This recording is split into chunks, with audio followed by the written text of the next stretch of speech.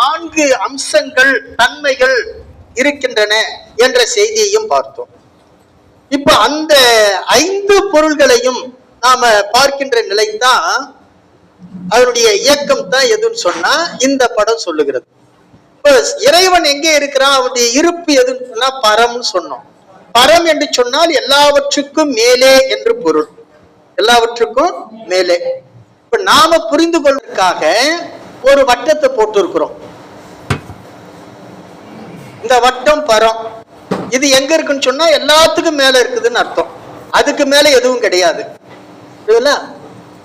இந்த பரத்துல பெருமான் எப்படி இருக்குன்னா சிவலிங்கமா இருக்க மாட்டான். அருவமும் கடந்த நிலை தான் பரத்தில் இருக்கின்ற நிலை. ஆதியும் அந்தமும் இல்லா அருட்பெரும் சோதி, அதுதான் பரத்துல இருக்கின்ற நிலை. ஆனா இங்க நாம எதுக்கு சிவலிங்கம் போட்டிருக்கோம் சொன்னா, இங்க இறைவன் இருப்பதை நாம உணர்த்துவதற்காக, நாம புரிந்து கொள்வதற்காக ஒரு சிவலிங்கத்தை வச்சிருக்கிறேன். புரியுதுங்களா? அங்க பரத்துல சிவலிங்க வடிவமாக கிடையாது. சிவலிங்கம் அருவுருவம் இல்லையா? அருவுருவங்கிறது கீழே இறங்கி வந்திருக்கிற தடத்த நிலையில.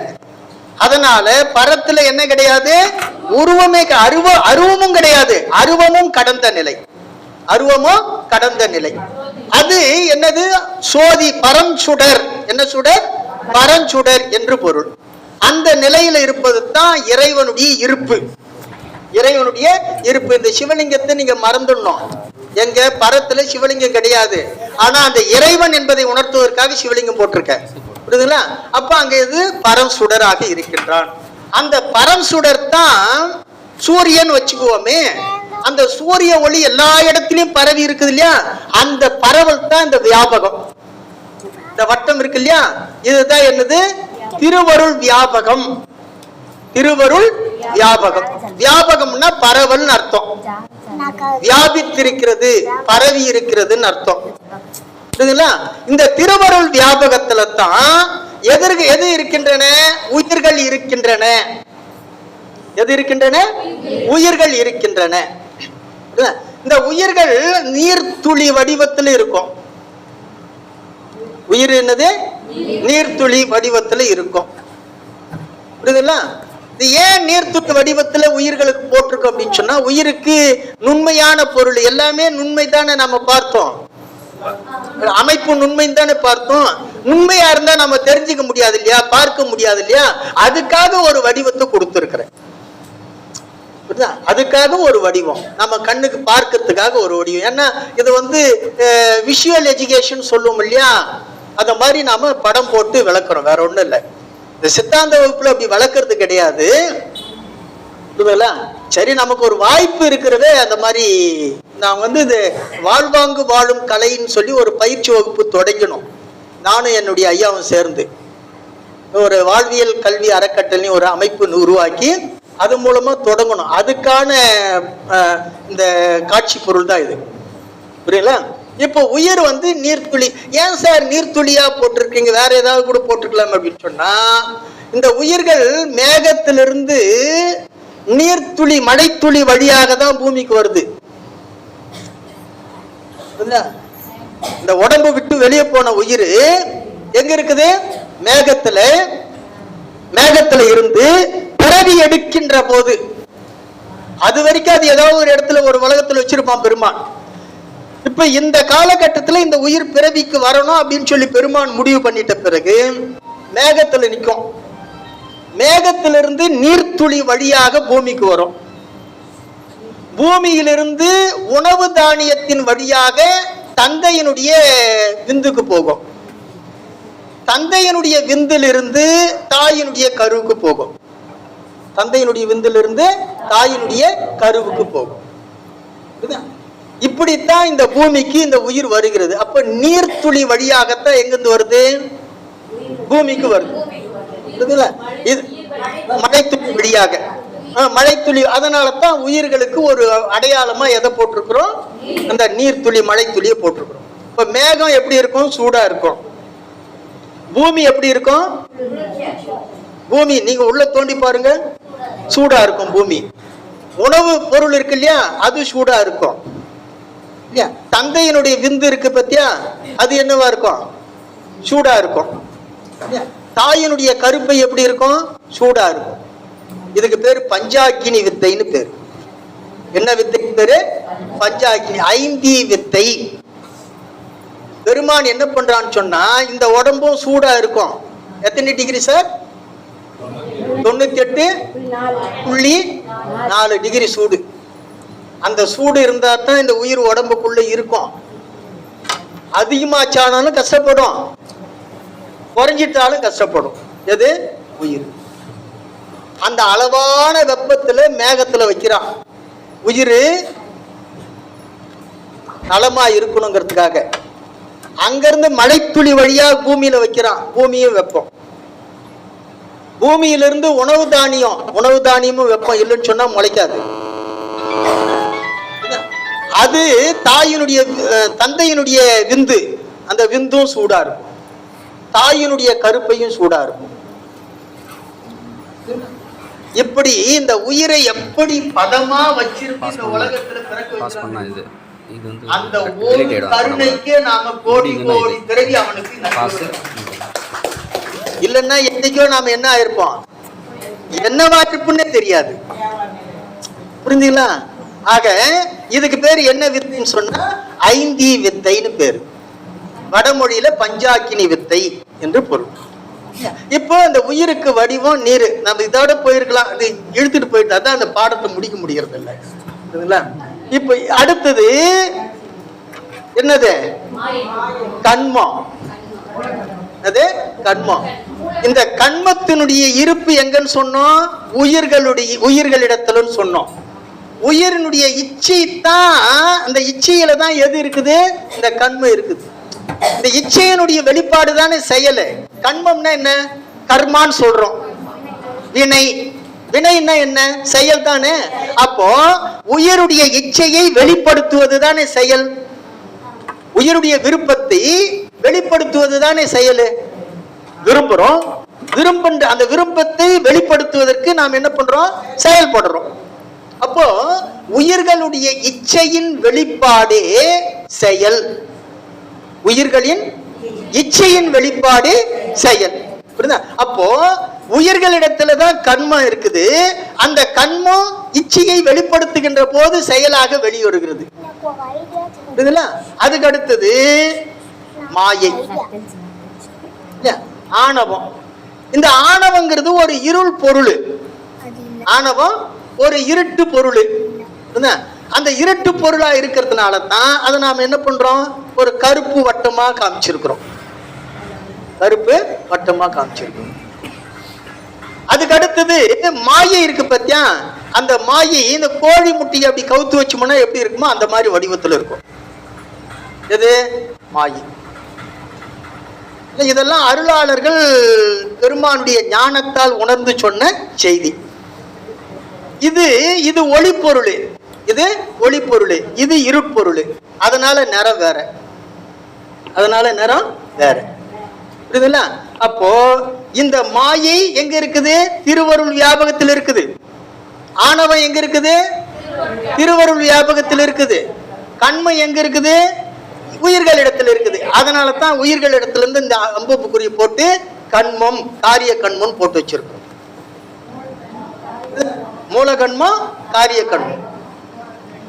ரெண்டுத்துக்குமே இருப்பிடம் எங்க? உயிர்கள் தான். காரிய கண்மமா இருந்தாலும் சரி, காரண கண்மமா இருந்தாலும் சரி, இருப்பிடம் உயிர்கள் தான். புரியுதுல? இப்ப எல்லாமே எங்க இருக்குது? திருவருள் வியாபகத்துல இருக்கிறது. திருவருள் வியாபகத்துல இருக்குது. இதுல மாயை இறைவனுக்கு பக்கத்துல இருக்கும். இந்த படத்துல அப்படிதானே வச்சிருக்கிறோம். மாயை யாருக்கு பக்கத்துல வச்சிருக்கிறோம்? இறைவனுக்கு பக்கத்துல. ஆணவம் எங்க வச்சிருக்கிறோம்? கீழன்றது கிடையாது. அதாவது எல்லாம் பரவல்ல தான் இருக்குது. எல்லாம் பரவல்ல தான் இருக்குது. மாயை அவனுடைய வைப்பு சக்தி. யாருடைய வைப்பு சக்தி? இறைவனுடைய வைப்பு சக்தி. பெருமான் சட்டையை போட்டுக்கிட்டு இருந்தான்னா அவன் பாக்கெட்ல இருக்கிறது தான் எது? மாயை. நம்மால சட்டை போடுறதில்ல. எதை போறதில்ல? அசட்டையா இருக்கிறவன். எப்படி இருக்கிறவன்? அசட்டையா இருக்கிறான்.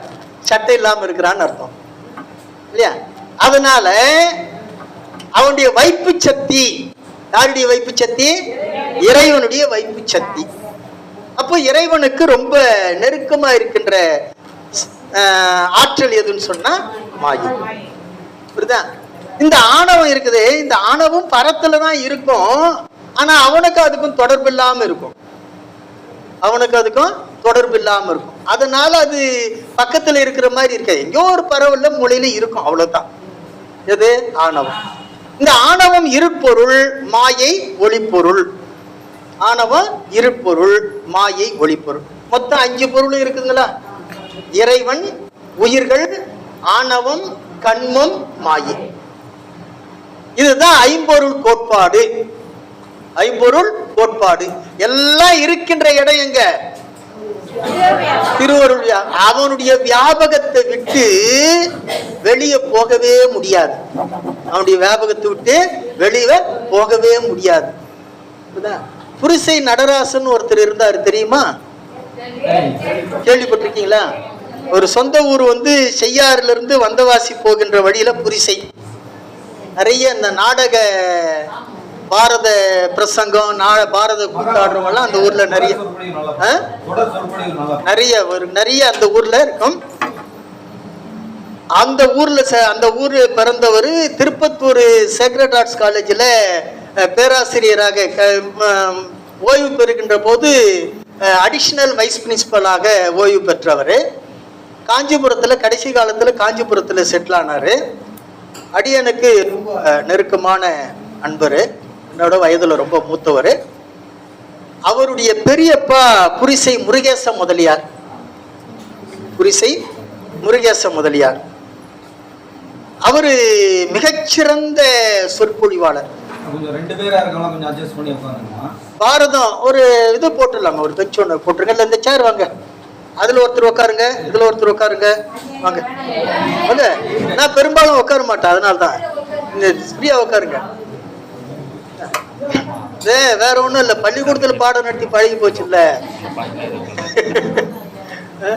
அதாவது உட்கார்ந்து பாடம் நடத்தலாம், ஏன் எங்க வைத்தியநாதன் ஐயாவுடைய நிபந்தனையில அது ஒண்ணு, உட்கார்ந்துதான் பாடம் நடத்தணும்னு சொல்லி. எங்க வைத்தியநாதன் ஐயா பேச்சு கேட்காத மாணவர்கள் நாங்க. நானும் எங்க ஐயாவும் எங்க வைத்தியநாதன் ஐயா பேச்சு கேட்காதவங்க. 2 பேருமே உட்காந்து பாடம் நடத்த மாட்டோம். சரி,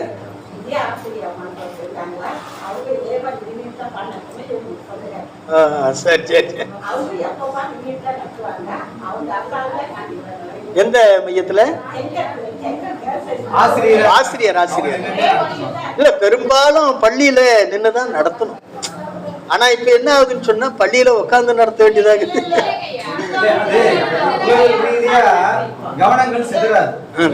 இல்ல. இன்னொன்னு என்னன்னு சொன்னா, இங்க பரவாயில்ல, நமக்கு கொஞ்சம் இது உட்கார்ந்தா கூட சில நேரத்துல இண்டிவிஜுவலா அவங்க கிட்ட நெருங்குற மாதிரி அவங்களுக்கு ஒரு உணர்வு வரும்.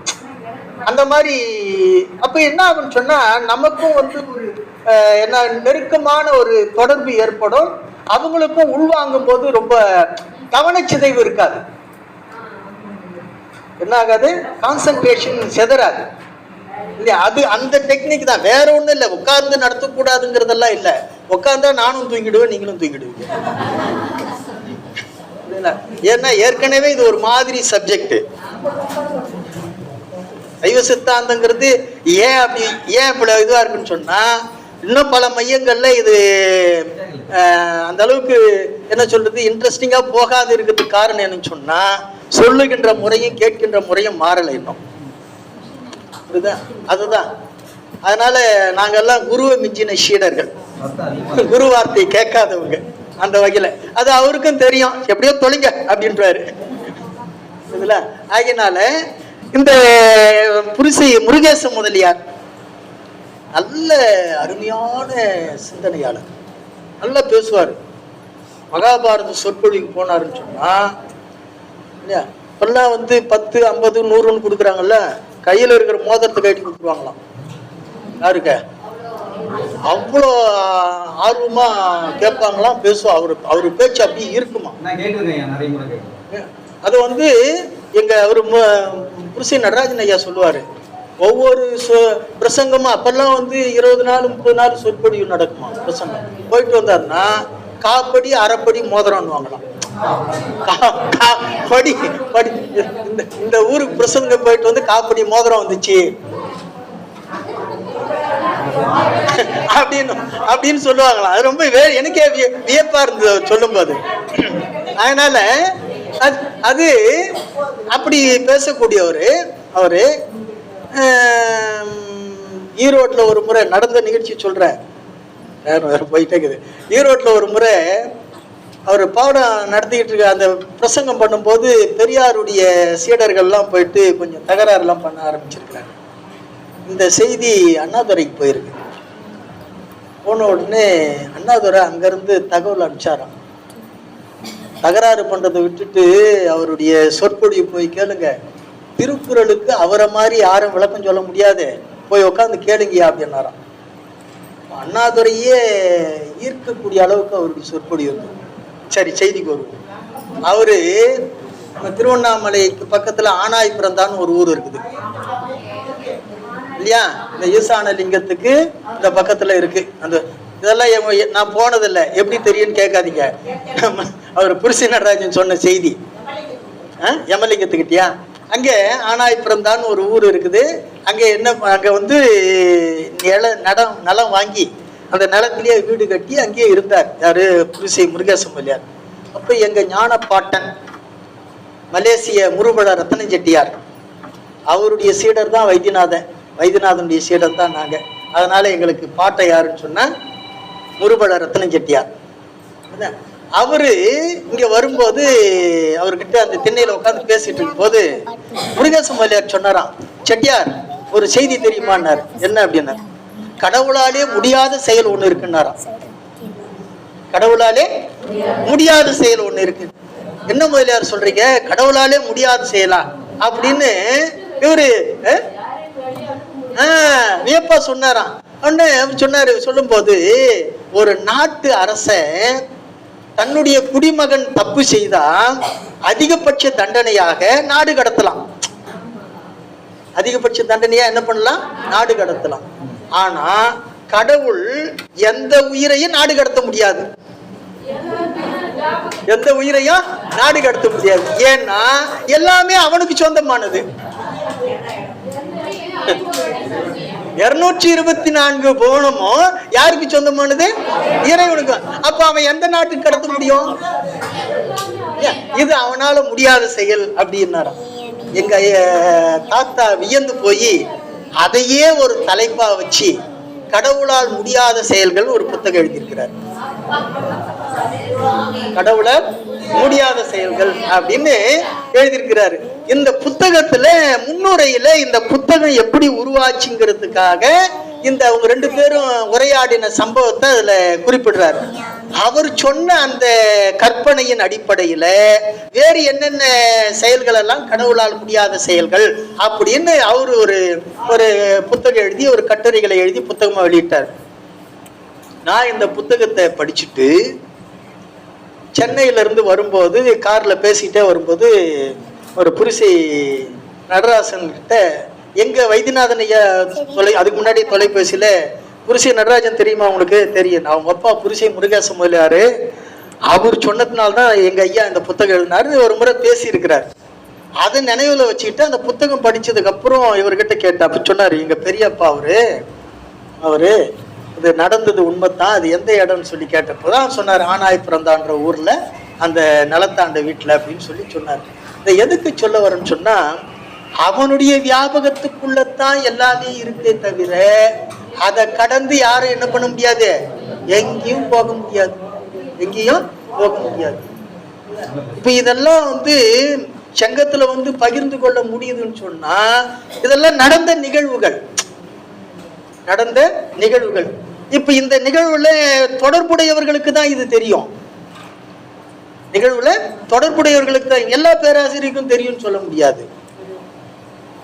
நாம செய்த புண்ணியம், நாம வைத்தியநாதன் ஐயாவோட பழகணும், வைத்தியநாதன் ஐயா ரத்ன செட்டியார்கிட்ட பாடம் கேட்டவர், அவரும் முருகேச முதலியார்கிட்ட பழக்கம் உள்ளவர், அவருடைய மகன் புருஷியாரோட நமக்கு ஏற்பட்ட பழக்கம், இது எப்படி ஒரு தொடர்பு? ஆகவே இது இவங்க சொன்னாங்கன்னு அல்லது படிச்சாங்கன்னு சொல்லி சொல்றது வேற, நேரடியாக அனுபவத்தை கேட்டு சொல்றது. சரி, இப்ப இந்த 5 பொருள்களும் அனாதி பொருள்கள். என்ன பொருள்கள்? அனாதி பொருள்கள். ஆதி அப்படின்னு சொன்னா தோற்றமும் முடிவும் உண்டுன்னு அர்த்தம். தோற்றமும் முடிவும் உண்டு. சார், ஒரு குழந்தை பிறக்குது, குழந்தை பிறந்த உடனே முதல்ல கேட்கிற கேள்வி என்னன்னு சொன்னா, எப்ப பிறந்தது? குழந்தை பிறந்துச்சுன்னு சொன்ன உடனே முதல்ல கேட்கிற கேள்வி என்னது? எப்ப பிறந்தது. அப்ப என்னது? காலம் வந்துருச்சா? எப்ப பிறந்தது. அதுக்கப்புறம் தான் கேட்கிறோம், வீட்லயா ஹாஸ்பிட்டல்லையா? அதுக்கப்புறம் தான். இப்ப அது வீட்லயான்னு கேட்கிற கேள்விக்கே இடம் இல்லை. இப்ப அதுக்கு இடமே இல்லை இல்லையா? எந்த ஹாஸ்பிட்டல்ல? இப்ப கேட்கிற கேள்வி எந்த ஹாஸ்பிட்டல்ல? அப்ப என்னது? இடம். என்னது? இடம். அப்போ ஒரு தோற்றம் என்ற ஒன்று வேணும்னு சொன்னா இந்த காலமும் இடமும் தேவை. இது இருந்ததுன்னு சொன்னா இது ஆதி அப்படின்னு சொன்னா தொடக்கம் அல்லது தோற்றம். எல்லாம் ஒரே பொருள் தான். காலமும் இடமும் இருந்தால் அது ஆதி, தோற்றம், தொடக்கம். தொடக்கம்னு ஒண்ணு இருந்துச்சுன்னு சொன்னாலே அதுக்கு முடிவுன்னு ஒண்ணு இருக்கணும். தொடக்கம்னு இருந்தாலே அதுக்கு என்னன்னு இருக்கா? முடிவுன்னு இருக்கா. அதுக்கு பேர் தான் அந்தம். முடிவு,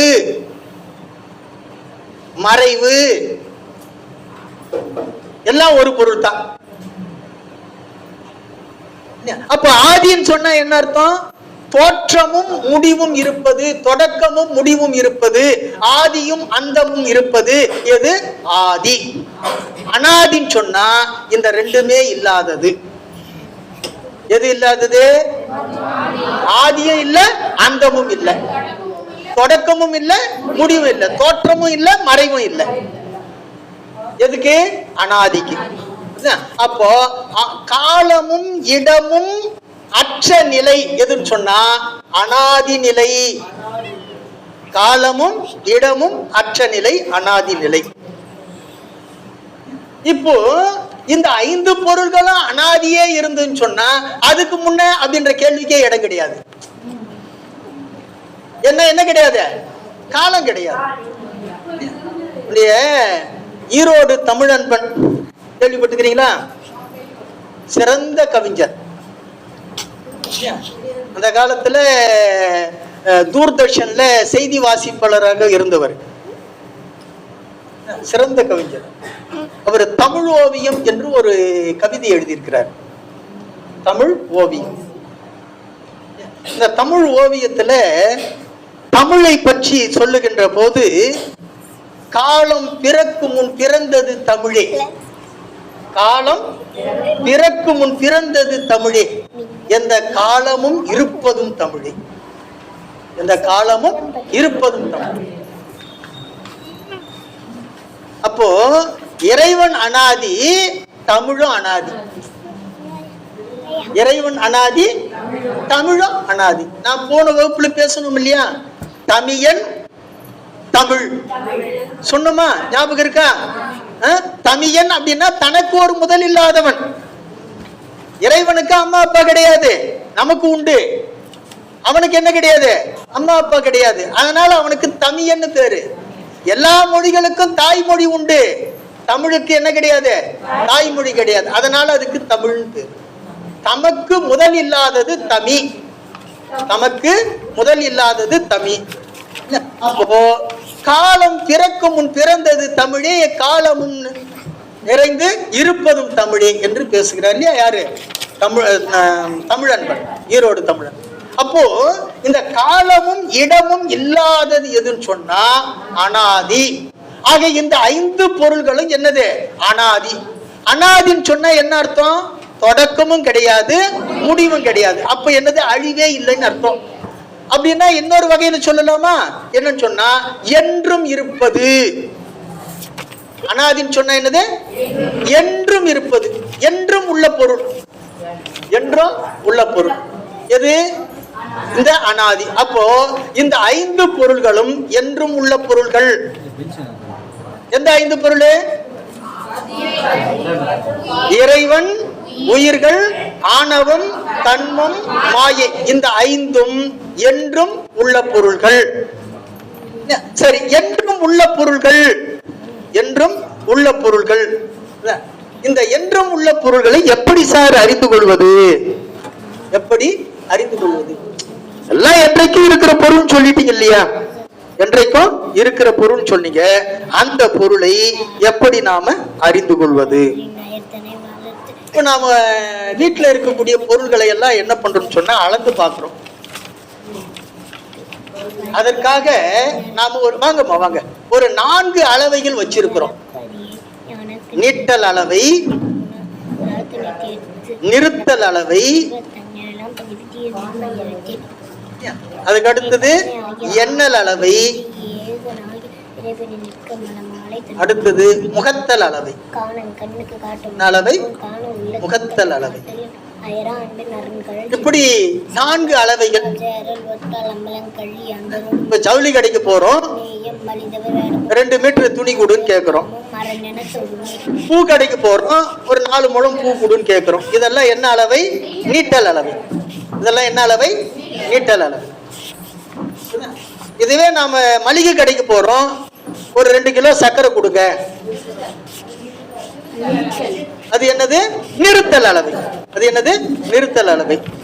பால் கடைக்கு போறோம், 2 லிட்டர் பால் கொடுங்க, அது முகத்தல் அளவை. இது என்னது? முகத்தல் அளவை. இப்போ பழ கடைக்கு போறோம், 1 டசன் வாழைப்பழம் கொடுங்க, எண்ணல் அளவை. எண்ணி கொடுக்குறாங்க இல்லையா? 1 2 சொல்லி எண்ணுவது என்னது? எண்ணல் அளவை. இப்போ இந்த பொருள்கள் எல்லாமே கண்ணுக்கு தெரிகின்ற பருப்பொருள்கள்.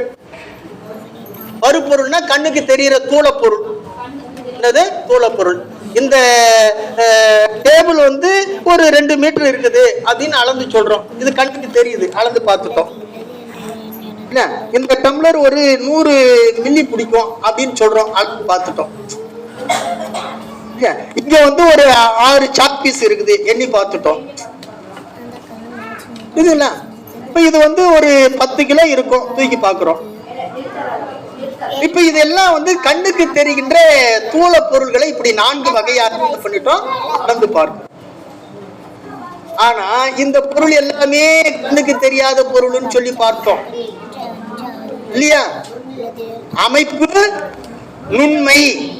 நுண்மைன்னு சொன்னா சூக்குமமாக கண்ணுக்கு தெரியாத பொருள். கண்ணுக்கு தெரியாத பொருளை எப்படி அளப்பது? கண்ணுக்கு தெரியாத பொருளை எப்படி அளப்பது? அதற்காகத்தான் நம்முடைய அறிஞர் பெருமக்கள் 10 அளவைகளை சொல்லி இருக்கிறார்கள். அந்த 10 அளவைகளை 3 அளவைகளுக்குள்ளாக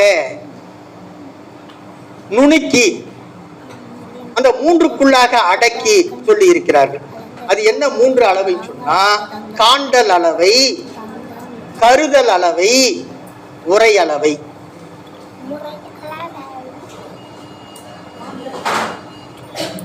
காட்சி அளவை, கருதல் அளவை, உரை அளவை.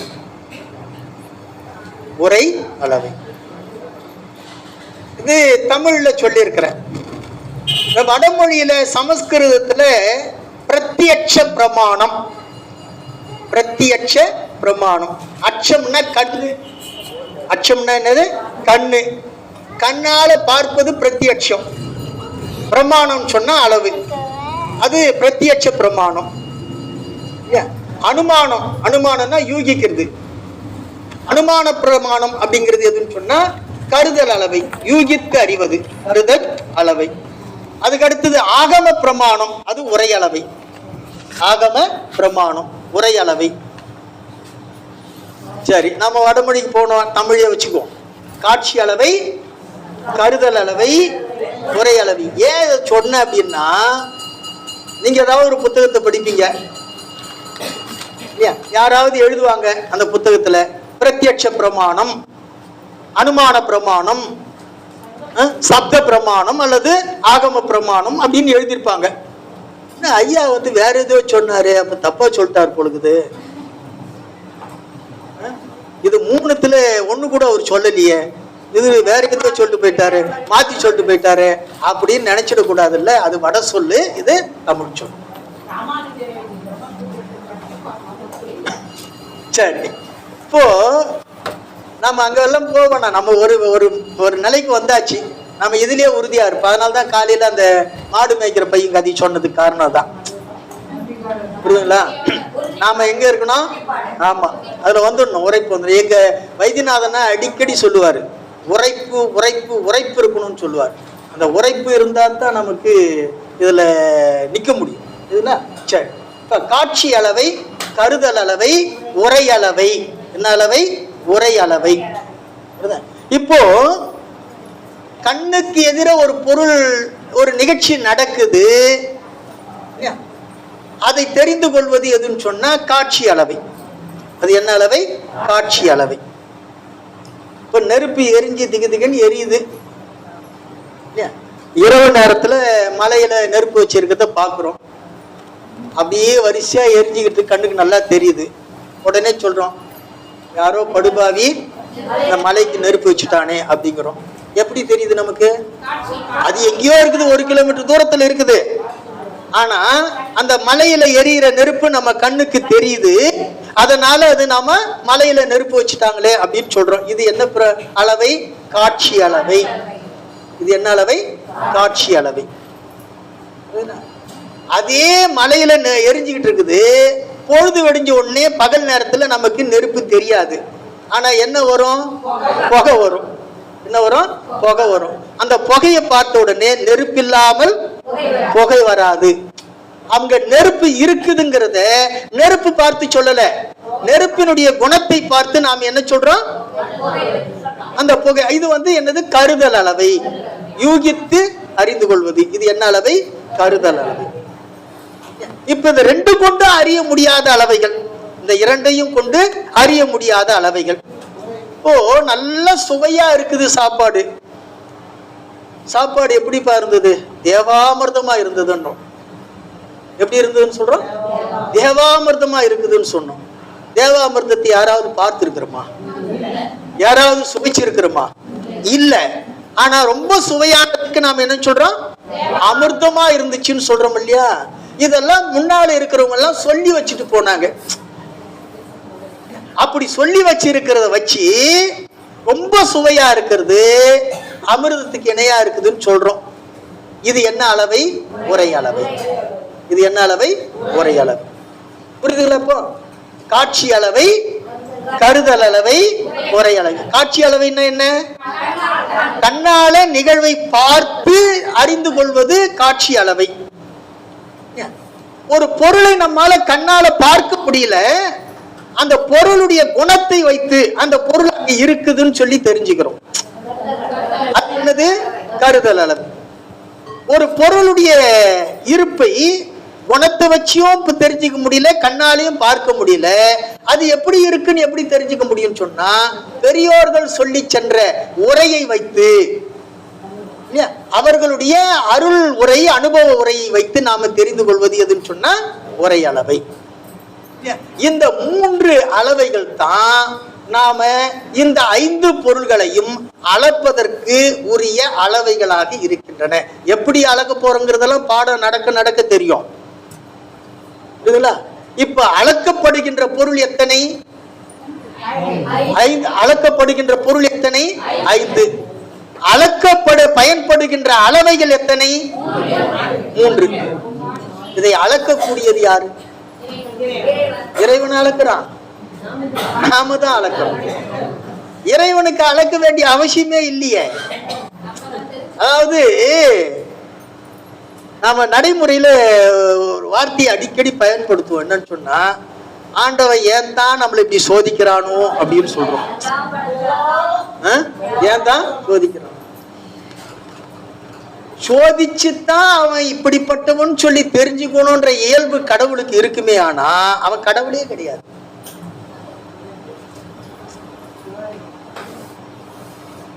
இது ஏபி நாகராஜன் கூட திருவிளையாடல சோதிப்பது சோதனைக்கு உள்ளாக்குவதெல்லாம் உனக்கு தான் எனக்கு இல்லைன்னு சொல்லி சக்தி சொல்ற மாதிரி எழுதுவான் டயலாகு. ஆனா சோதிக்கிறதுக்காக கிடையாது. சிவபெருமான் எப்பொழுதும் யாரையும் சோதிக்கிறதே கிடையாது. நல்லா தெளிவா புரிஞ்சுக்கணும். சோதிப்பது, சோதித்து அறிவது நம்முடைய வேலை. ஏன்னா நமக்கு முழுசா தெரியாது. பரீட்சையில எவ்வளவு மார்க் எடுத்திருக்கிறான்றதை வச்சு அவன் புத்தியை அளவுறோம். இதுதான் சோதனை. டெஸ்ட் வைக்கிறது அதுக்கு தானே டெஸ்ட் வைக்கிறோம். பெருமானுக்கு டெஸ்ட் வைக்காமலே நாம யாருன்னு தெரியும். அவன் நம்மளை டெஸ்ட் பண்ணி தான் தெரிஞ்சுக்கணும்ன்ற நிலைமையில இல்ல. அவன் நம்மளை பத்தி அவனுக்கு எல்லாமே தெரியும். ஆகவே சோதித்து அறிபவன் கடவுள் அல்ல. சோதித்து அறிபவன் கடவுள். நாமெல்லாம் பாமரத்தனமா பேசிக்கிட்டு இருக்கிறோம். ஏன் தான் இப்படி சோதிக்கிறான்னு சொல்லி. அவன் ஒருபோதும் சோதிக்கிறதில்லை. அவன் ஒருபோதும் சோதிக்கிறதில்லை. அளந்து பார்க்கின்ற செயல். சரி, ஏன் சார் அவங்களுக்கு இப்படி நடக்குதுன்னு கேட்கலாம். அதை ஒரே வார்த்தையில முடிச்சிடுறேன்.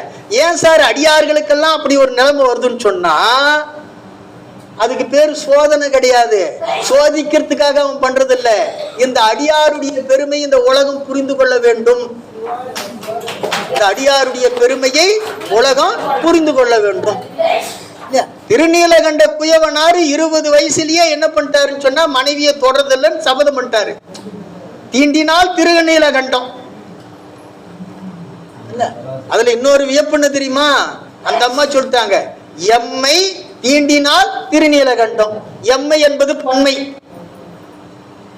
என்னைன்னு சொல்லல அவங்க, எம்மைன்னு சொன்னாங்க. அப்படின்னு சொன்ன உடனே இனி எந்த பெண்ணையும் தீண்டதில்லைன்ட்டார். எந்த பெண்ணையும். இது எப்போ? 20 வயசுல நடந்துச்சு. 20 வயசுல நடந்துச்சு. 70 வயசு வரைக்கும் பக்கத்துல இருக்கிறவங்களுக்கு கூட தெரியாது. 3 பேருக்கு தான் தெரியும் இந்த விஷயம். இந்த விஷயம் யாருக்கு தெரியும்? 3 பேருக்கு தான். திருநீலகண்டருக்கும் அவருடைய மனைவிக்கும் பெருமானுக்கும் தான் தெரியும். வேற யாருக்குமே தெரியாது. பக்கத்து வீட்டுக்காரெல்லாம் இவ்வளோ அந்யோன்யமா இருக்கிறாங்க, ஒரு குழந்தை இல்லையே, இந்த கடவுளுக்கு கண்ணே இல்லை, அவங்களே கதின்னு விழுந்து கிடக்குறாங்களே அப்படின்னு பக்கத்துல இருக்கிறவங்க சொல்றாங்க. இவங்களுக்கு தானே தெரியும் ஏன் குழந்தை இல்லைன்னு. அப்போ 70 வயசானதுக்கு அப்புறம் கூட இவங்க இப்படியே இருக்கும்போது இந்த ஊராரெல்லாம் பழிக்கிறாங்க. யார? சாமியை பழிக்கிறாங்க. என்ன இப்ப பழி நம்ம மேல விழுந்துச்சேன்னு அவன் பொறுக்கல. அவன் என்ன பண்ணான்னா, இது ஏன் இப்படி நடந்திருக்குது, அவருடைய உழைப்பை, அவருடைய சத்தியத்தை காப்பாற்றுகின்ற அந்த விரத தன்மையை இந்த உலகம் புரிந்து கொள்ளணுங்கிறதுக்காக தான் ஓட்டை கொடுக்குறான். எதை கொடுக்குறான்? ஓட்டு கொடுக்குறான். கொடுத்த ஓட்டை அப்படியே மறைச்சிட்டான். திருடிட்டான்னு வழக்கு தொடுக்கிறான். தீர்ப்பு நியாய மன்றத்துல போயிட்டு நான் திருடலன்னு சொல்லி அவன் பொண்டாட்டியை கையை பிடிச்சிட்டு தண்ணியில மூழ்கி சொல்லட்டுங்கிறான். எங்க கொண்டாந்து நிறுத்துறோம் பத்தியா? அப்படி தனியா சொன்னாலாம் ஒத்துக்க மாட்டேன். மனைவியை கையை பிடிச்சிக்கிட்டு குளத்துல மூழ்கி சொல்லட்டும் அப்படின்ற. இப்ப கையை பிடிக்க மாட்டேன்னு சத்தியம் பண்ணிட்டுக்கிறாரு இல்ல இல்லையா? உடனே எல்லாரும் சொல்றாங்க, என்னப்பா திருநீலகண்டா ஏன் தயங்குற?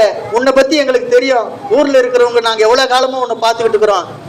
அந்த எந்த ஊர்ல இருந்தோ வந்திருக்கிறாரு அந்த சாமியாரு. சரி, அவருடைய பேச்சுக்காக நீ கையை பிடிச்சு முழுகி சொல்லுப்பா அப்படிங்கிறாரு. அப்பதான் சொல்றான், ஏன் நான் கையை பிடிக்க மாட்டேன். இப்ப தெரியுதா ஊருக்கு ஏன் இவங்க அந்யோன்யமா இருந்து கூட ஏன் இவங்களுக்கு குழந்தை இல்லை, தீண்டாமலே இவ்வளவு காலம் வாழ்ந்திருக்கிறாங்கன்றது அப்பதான் யாருக்கு தெரிஞ்சது? ஊருக்கு. அப்போ தொண்டர்தம் பெருமை விளக்கம் காண, தொண்டர்தம் பெருமையை விளக்கம் காண, அதுக்குதான் பெருமானு அந்த திருவிளையாடலை செய்யறானே தவிர சோதிப்பதற்காக அல்ல. இந்த உண்மையை புரிஞ்சுக்கிட்டுன்னு சொன்னா யாரும் அவனை பார்த்து ஏண்டா சோதிக்கிறேன்னு கேட்க மாட்டோம். இது நமக்கு ஏன், நாம ஒரு பெரிய தொண்டர்கள் அல்ல, நமக்கு ஏன் இந்த நிலைமை வருதுன்னா நாம செய்த வினைகள், அதுக்கும் அவன் காரணம் அல்ல. அப்போ இந்த 3 அளவைகள், அளக்கப்படுகின்ற பொருள்கள் 5, அளக்கக்கூடியவன் யாருன்னா ஆன்மா. யாரு? ஆன்மா.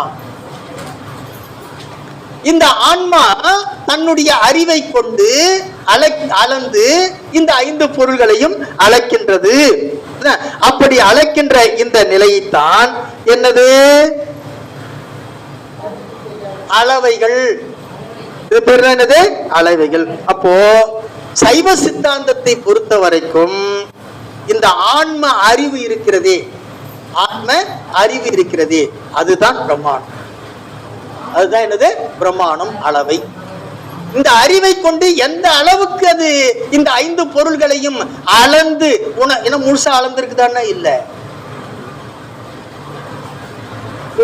5 பொருளையும் எந்த உயிரும் உலகத்துல வாழுகின்ற வரைக்கும் முழுமையாக அளந்து அறிந்திருக்கிறான்னா இல்ல. அது எந்த அளவுக்கு அறிந்திருக்கிறதோ அதுதான் ஆன்ம அறிவு. அதுதான் என்னது? ஆன்ம அறிவு. ஏன்னா எல்லா உயிர்களும் ஒரே மாதிரி அளந்திருக்கா? அப்படி இருந்திருந்தா எல்லா உயிர்களுக்கும் ஒரே மாதிரி அறிவு இருக்கணும் இல்லையா? அப்ப என்ன ஆகுது? அந்தந்த உயிர் எந்த அளவுக்கு அளந்து அறிந்திருக்கிறதோ அந்த அளவுக்கு தான் அந்த பொருள்களை பற்றிய அறிவு அந்த ஆன்மாவுக்கு இருக்கும். இதுதான் சித்தாந்தத்துல பிரமாணம் என்று சொல்லப்படுகின்ற நிலை. சரி, இந்த பொருள்களுடைய உண்மையை, 5 பொருள்களுடைய உண்மையை தர்க்க ரீதியாக எப்படி நிறுவப்படும் அப்படின்னு சொன்னா, சைவ சித்தாந்தம் இருக்கிறதே, அந்த சைவ சித்தாந்தத்தினுடைய கொள்கை இருக்குதே, அது சர்க்காரியவாதத்தின் அடிப்படையில் எழுந்தது. என்ன வாதம்? சர்க்காரியவாதம். இந்த சொல்ல சமஸ்கிருத சொல்லுத்தான். தமிழ்ல அதுக்கு என்னன்னு இப்ப சொல்றேன்.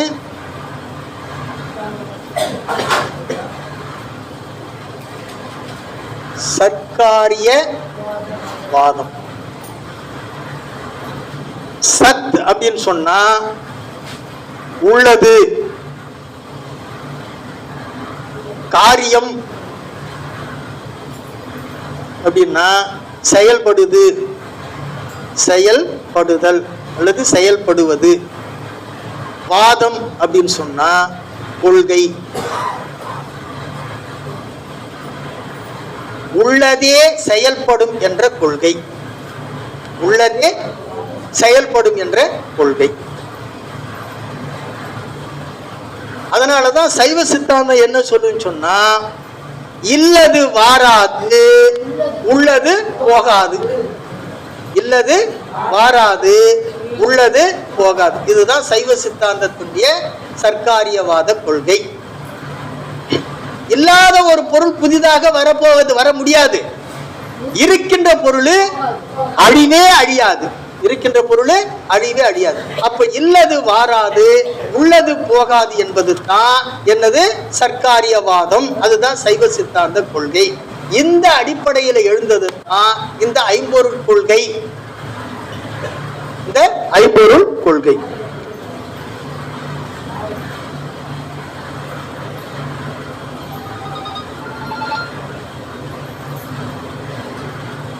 இப்போ ஆத்திகர்களுக்கெல்லாம் இருக்குதுன்னு சொல்றோம், நாத்திகர்களுக்கெல்லாம் என்னது?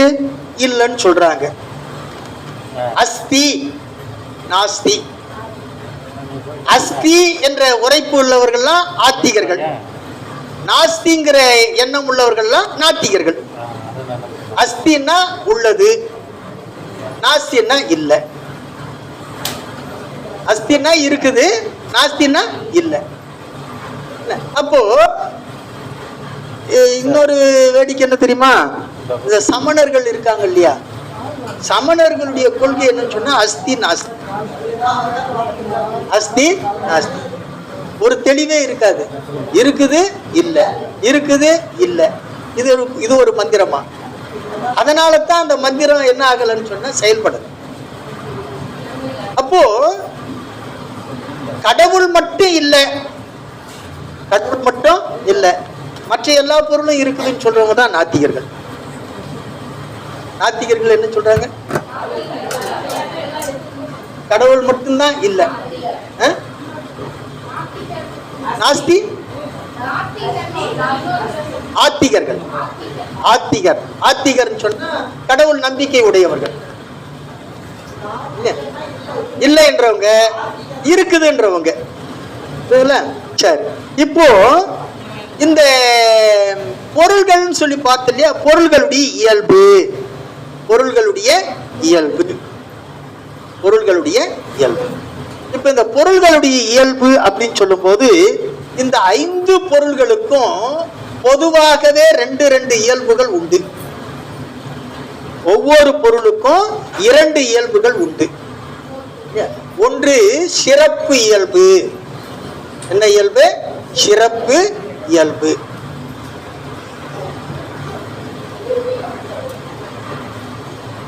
ஒரு பொருள் எந்த பொருளோடும் தொடர்பு கொள்ளாது, எழுதிக்கங்க, ஒரு பொருள் எந்த பொருள்களோடும் தொடர்பு இல்லாமல் அல்லது தொடர்பு கொள்ளாமல்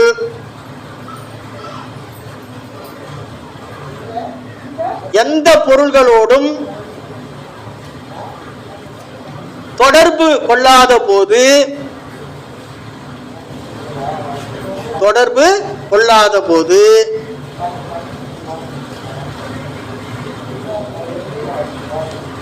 தன்னளவில் இருக்கின்ற இயல்பு, தன்னளவில் இருக்கின்ற இயல்பு சிறப்பு இயல்பு. இருக்கின்ற இயல்பு, தன் அளவில் இருக்கின்ற இயல்பு சிறப்பு இயல்பு. ஒரு பொருள் எந்த பொருள்களோடும் தொடர்பு இல்லாத போது அல்லது தொடர்பு கொள்ளாத போது தன்னளவில் இருக்கின்ற இயல்பு என்ன இயல்பு? சிறப்பு இயல்பு. பிராக்கெட்ல வடமொழியில அதுக்கு சொரூப லக்கணம், சொரூப லக்கணம், லட்சணம்னு பேரு. சொரூப லட்சணம், சொரூப லட்சணம். அது சொரூப இலக்கணம்னு சொல்லுவாங்க. லட்சணம்னு தான் வர சொல்லு. சொரூப லட்சணம் தமிழ்ல சிறப்பு இயல்பு. அதுக்கு அடுத்தது பொது இயல்பு. அதுக்கு அடுத்தது என்ன இயல்பு? பொது இயல்பு.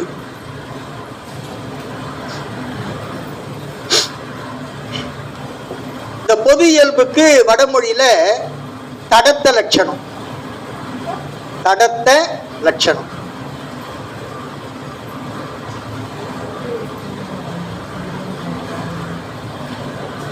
தடத்த இலக்கணம், தடத்த லட்சணம் ரெண்டும் ஒன்று தான்.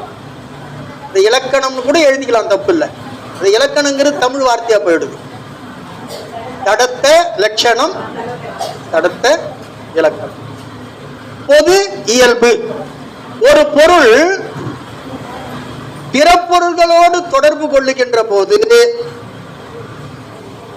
ஒரு பொருள் பிற பொருள்களோடு தொடர்பு கொண்டிருக்கின்ற போது இருக்கின்ற அதன் இயல்பு, இருக்கின்ற அதன் இயல்பு பொது இயல்பு. ஒரு பொருள் பிற பொருள்களோடு தொடர்பு கொண்டிருக்கின்ற போது, தொடர்பு கொண்டிருக்கின்ற போது இருக்கின்ற அதனது இயல்பு பொது இயல்பு.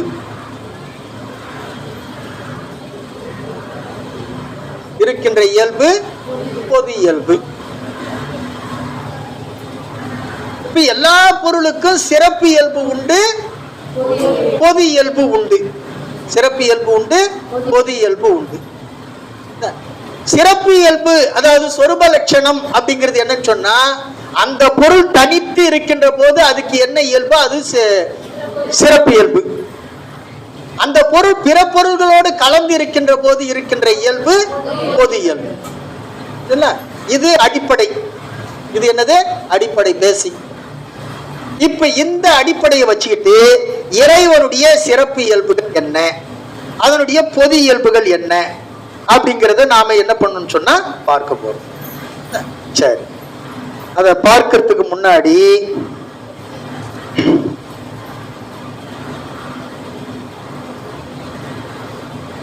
ஒவ்வொரு பொருள்களுக்குரிய உண்மைத்தன்மை, ஒரு பொருளுக்குரிய உண்மைத்தன்மை.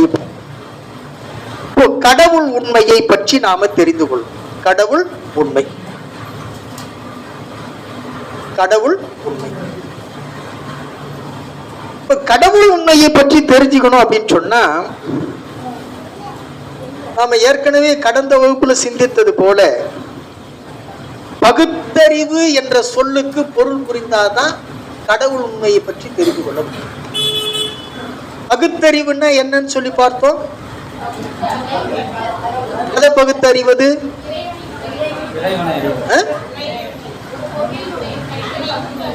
ஒரு பொருளுடைய தன்மையை பகுத்து அறிவது.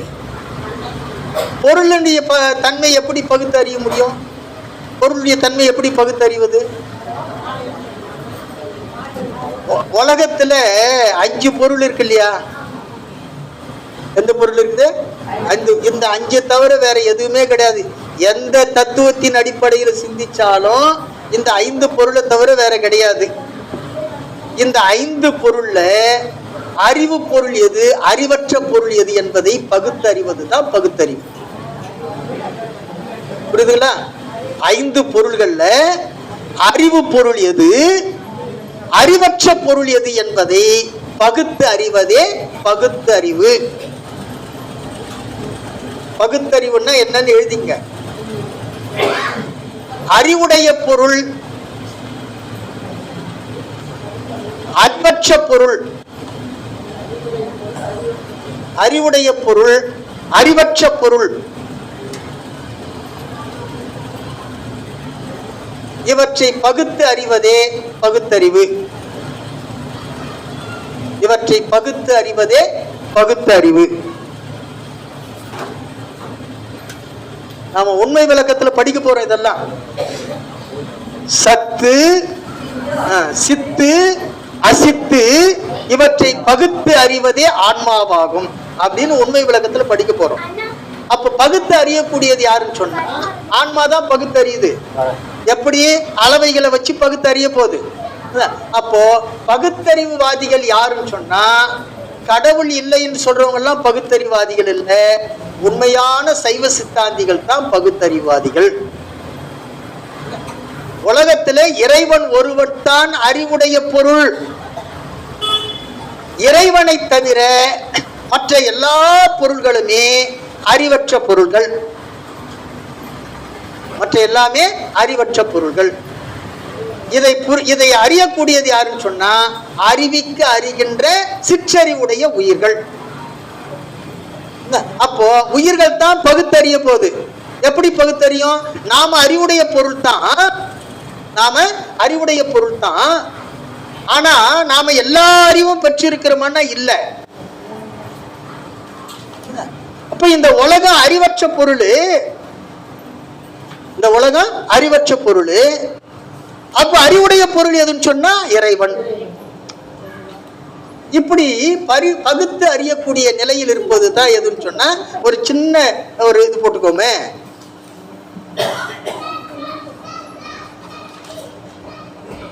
இப்போ இது இறைவன், இது உயிர், இது உலகம்.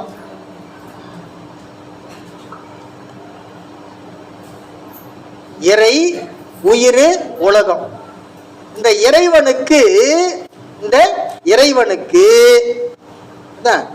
இப்படி மாத்திக்குவோம், அப்பதான் பொருத்தமா இருக்கும்னு நினைக்கிறேன்.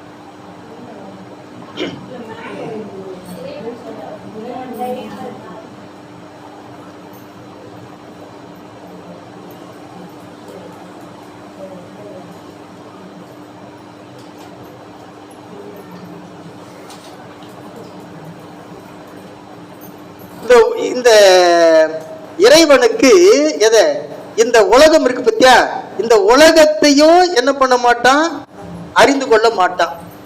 இந்த உயிர்களையும் என்ன பண்ண மாட்டான்னு சொன்னா அறிந்து கொள்ள மாட்டான். யாரு? ஏன் அறிந்து கொள்ள மாட்டான்னு சொன்னா, ஏன் அறிந்து கொள்ள மாட்டான்னு சொன்னா, அதை அறிந்து கொள்ள வேண்டிய அவசியம் யாருக்கு இல்ல? இறைவனுக்கு இல்லை. அறிந்து கொள்ள வேண்டிய அவசியம் யாருக்கு இல்ல? இறைவனுக்கு இல்லை. ஏன் சார் அறிந்து கொள்ள வேண்டிய அவசியம் இல்லைன்னு சொன்னா, அவனுக்கு எல்லாமே தெரியும். அதனால புதுசா ஆராய்ந்து அறிய வேண்டிய அவசியம் யாருக்கு இல்ல? இறைவனுக்கு இல்ல. இந்த உலகம் இருக்குது பாத்தியா, இந்த உலகம் இதுவும் இறைவனையும் அறியாது, இந்த உயிர்களையும் என்ன ஆகுது? அறியாது. ஏன் சார் அறியாதுன்னு சொன்னா, அதுக்கு அறிவே கிடையாது. அதுக்கு என்ன கிடையாது? அறிவே கிடையாது. இவன் அறிவு இருக்குது, அறிய வேண்டிய அவசியம் இல்ல, அறியல. அதுக்கு அறிவு இல்ல, அதனால அறியல. ரெண்டு பேருக்குள்ள வேறுபாடு தெரியுதா? அறிவற்ற பொருளுக்கு அறிவு இல்ல, அறியல. அறிவு பொருளுக்கு அறிய வேண்டிய அவசியம் இல்ல, அறியல. இந்த ரெண்டத்தையும் அறிய வேண்டிய அவசியம் உடையது யாருன்னு சொன்னா உயிர்கள். அதனால தான் இந்த உயிர்கள் இறைவனையும் அறியும், இந்த உலகத்தையும் அறியும். இறைவனையும் அறியும், இந்த உலகத்தையும் அறியும். இப்ப யார் யாரு எவ்வளவு அறிந்திருக்கிறார்களோ அவ்வளவு ஆழ்ந்து போகும். எதுல? அறிந்ததுல. உயிர்கள். இப்ப நாம உலகத்தை அறிஞ்சு வச்சிருக்கிறோம், அதனால உலகத்துல ஆழ்ந்து போயிட்டோம். இறைவனையே அறிந்திருந்தோம்னு சொன்னா எதுல ஆழ்ந்திருப்போம்? இறைவனில ஆழ்ந்திருப்போம். சார் நாமெல்லாம் இறைவனை அறியாதியா சார் இங்க வந்து உட்கார்ந்துட்டு இருக்கிறோம் அப்படின்னு சொன்னா, இது கொஞ்சம் அப்படி இந்த வாசனை, இது வாசனையினால வந்து உட்கார்ந்துகிட்டு இருக்கிறோம். நாம இப்ப சித்தாந்தத்துக்கு வந்துட்டதுனாலே நாம முழுசா இருக்கிறோம்னு அர்த்தம் கிடையாது. நாம தான் வந்து அப்பப்போ அப்படி நினைச்சு பாக்குறோம், அவ்வளவுதான். நினைப்பே இல்லாதவங்க இருக்கிறாங்க, அவங்களோட ஒரு படி மேல இருக்கிறோம், அவ்வளவுதான், வேற ஒண்ணும் இல்லை. சரியா? இப்போ இந்த இரண்டையும் பகுத்து அறியக்கூடியது ஜடப்பொருள் எது, அறிவு பொருள் எது என்பதை பகுத்து அறிவது தான் என்னது? பகுத்தறிவு. அந்த வகையில இந்த கடவுள் இருக்கிறார் என்பதை எப்படி நாம தெரிந்து கொள்ள முடியும் அப்படின்னு சொன்னா, இந்த உடம்பு ஒரு ஜடப்பொருள் இல்லையா? இந்த உடம்பு ஒரு ஜடப்பொருள். இந்த ஜடப்பொருளை இயங்குவதற்கு எது இருக்குது? உள்ள உயிர் இருக்குது. உயிர்ங்கிற ஒரு உயிர் என்ற ஒரு அறிவு பொருள் இந்த உடம்புல இல்லைன்னு சொன்னா உடம்பு என்கிற ஜடப்பொருள் இயங்காது. ஆகவே இந்த உலகம் என்கிற ஜடப்பொருளை இயக்குவதற்கு உலகத்துக்குள்ளாக ஒரு உயிர் இருக்கிறது. அதுதான் யாரு? இறைவன். அதுதான் யாரு? இறைவன். அவன் தான் எதை இயக்கி கொண்டிருக்கிறான்?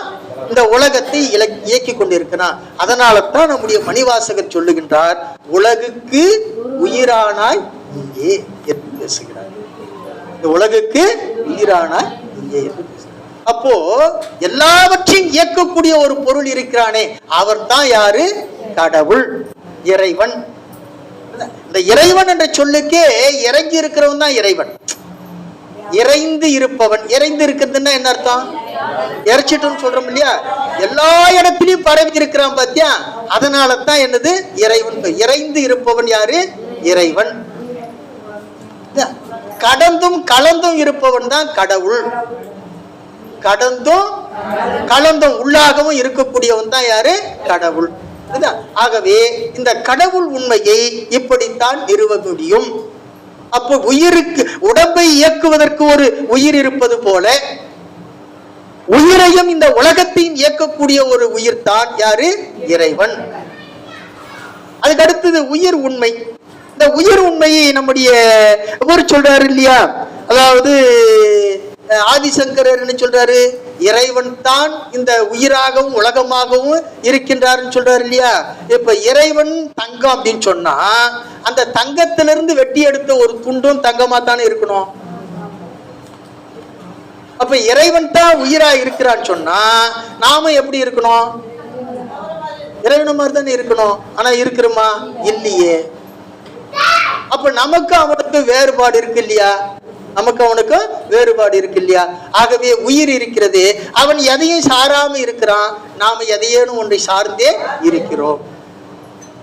ஆகவே உயிருக்கும் இறைவனுக்கும் உள்ள வேறுபாடு, ரெண்டும் அறிவுடைய பொருள் தான். ஆனால் அது முற்றறிவுடைய பொருள், இது சிற்றறிவுடைய பொருள். இது என்ன அறிவுடைய பொருள்? சிற்றறிவுடைய பொருள். சுருக்கமா சொல்லணும்னா, உலகங்கிறது பெரிய உடம்பு, உலகம்ங்கிறது பெரிய உடம்பு, இந்த உடம்பு என்பது சின்ன உலகம். உடம்பு என்பது சின்ன உலகம். சின்ன உலகத்தை இயக்கக்கூடியது சிற்றறிவுடைய உயிர், பெரிய உடம்பை இயக்கக்கூடியது பேரறிவுடைய இறைவன். புரியுதுங்களா? இப்ப அதுக்கு அடுத்தது எது? ஆணவம், கண்மம், மாயை. அங்க வருவோம். இப்ப ஆணவம் என்னது? ஆணவம்.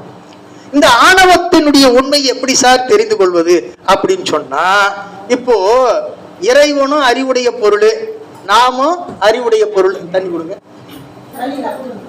இறைவனும் அறிவுடைய பொருள், நாமும் அறிவுடைய பொருள். இறைவன் எப்படி வியாபித்திருக்கிறானோ அது போல நாமும் வியாபித்திருக்கணும். அவன் எப்படி பரவி இருக்கிறானோ அது போல நாமும் பரவி இருக்கணும். இறைவனுடைய கருணை இருக்கிறது, அது பேரிரக்கம். நம்முடைய இறக்கம் இருக்கு பத்தியா, அது ரொம்ப சின்னது. நமக்கு வேண்டப்பட்டவங்க கிட்ட மட்டும்தான் நாம என்ன பண்ணுவோம்? இரக்கம் காட்டுவோம். எல்லார்கிட்டையும் என்ன பண்ண மாட்டோம்? இரக்கம் காட்ட மாட்டோம்.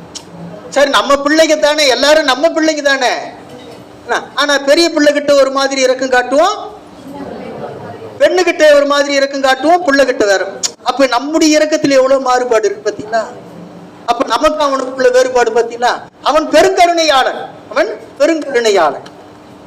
இதுக்கு என்ன சார் காரணம் அப்படின்னு சொன்னா, இந்த உயிர் இருக்குதே, இந்த உயிர் இறைவனை போல இருக்கணும், ஆனா இல்லாம இருக்குதுன்னு சொன்னா ஏதோ ஒன்று இந்த உயிருடைய அறிவை மறைச்சிருக்குது. ஏதோ ஒன்று இந்த உயிருடைய அறிவை மறைச்சிருக்கு. ஓ, நாம செய்யக்கூடிய ஒரு செயல் தப்புன்னு நமக்கு தெரியுது. நாம செய்யக்கூடிய ஒரு செயல் தப்புன்னு நமக்கு நல்லாவே தெரியுது. ஆனா அதே தப்பு மீண்டும் மீண்டும் செய்யறமே, மீண்டும் மீண்டும் செய்யறமே, செய்யறதுக்கு விருப்பப்படுறமே. உள்ளபடி அது தப்புன்னு நல்லா தெரியுது இல்லையா நமக்கு? ஒண்ணு சொல்றேன் பாத்தீங்கன்னா, யார் யாரு எத்தன்மை உடையவர்கள் சொல்லி அவங்களுக்கு யோசனை, அவங்கவுங்க தன்னைத்தானே ஒரு பரிசோதனை பண்ணா நாம எவ்வளவு அயோக்கியன்னு சொல்லி நமக்கு தெரியும். நாம நம்மள பரிசோதனை பக்கத்துல இருக்கிறவங்க கிட்ட சொல்லக்கூடாது, சொன்னா நம்மள மதிக்க மாட்டாங்க. புரியுதுங்களா? அதனால குறைந்தபட்சம் நமக்கு தெரியுது இல்லையா, நாம எவ்வளவு அயோக்கியம் சொல்லி எவ்வளவு மோசமானவன்னு தெரியுது இல்லையா? ஆனா நம்முடைய இயல்பு அப்படியானா இல்லை, நம்முடைய இயல்பு அப்படியானா இல்லை. அப்படி நல்ல இயல்புடைய நம்மை இப்படி மாற்றி வைத்திருக்கிறதுன்னு சொன்னா அதுக்கு என்ன காரணம்? யாரு மாற்றி வச்சிருக்கிறது?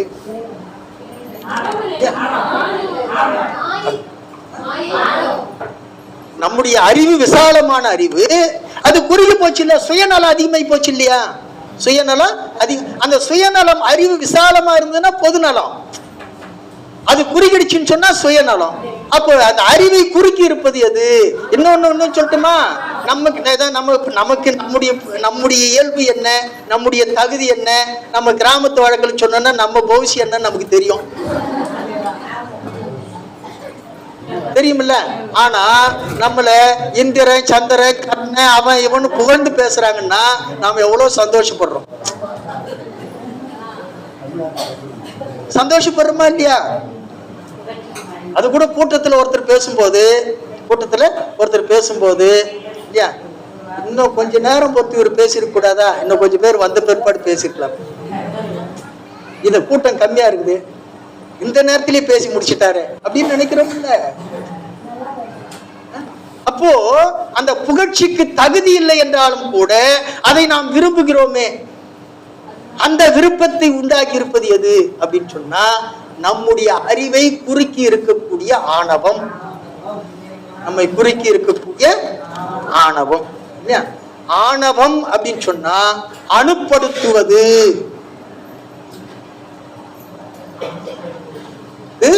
அணுப்படுத்துவது ஆணவம்.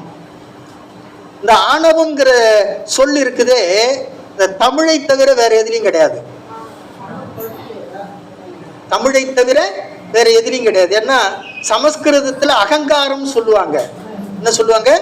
அகங்காரம். இந்த அகங்காரம் என்பது ஆணவத்தினுடைய ஒரு கூறு தான். அகங்காரமே ஆணவம் கிடையாது. அகங்காரமே என்ன கிடையாது? ஆணவம் கிடையாது.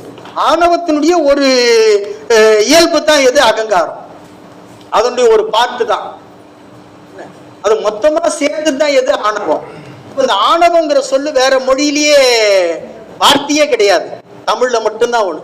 அணுப்படுத்துதுன்னு சொன்னா குறுக்குவது, ரொம்ப சிறுமைப்படுத்துவது.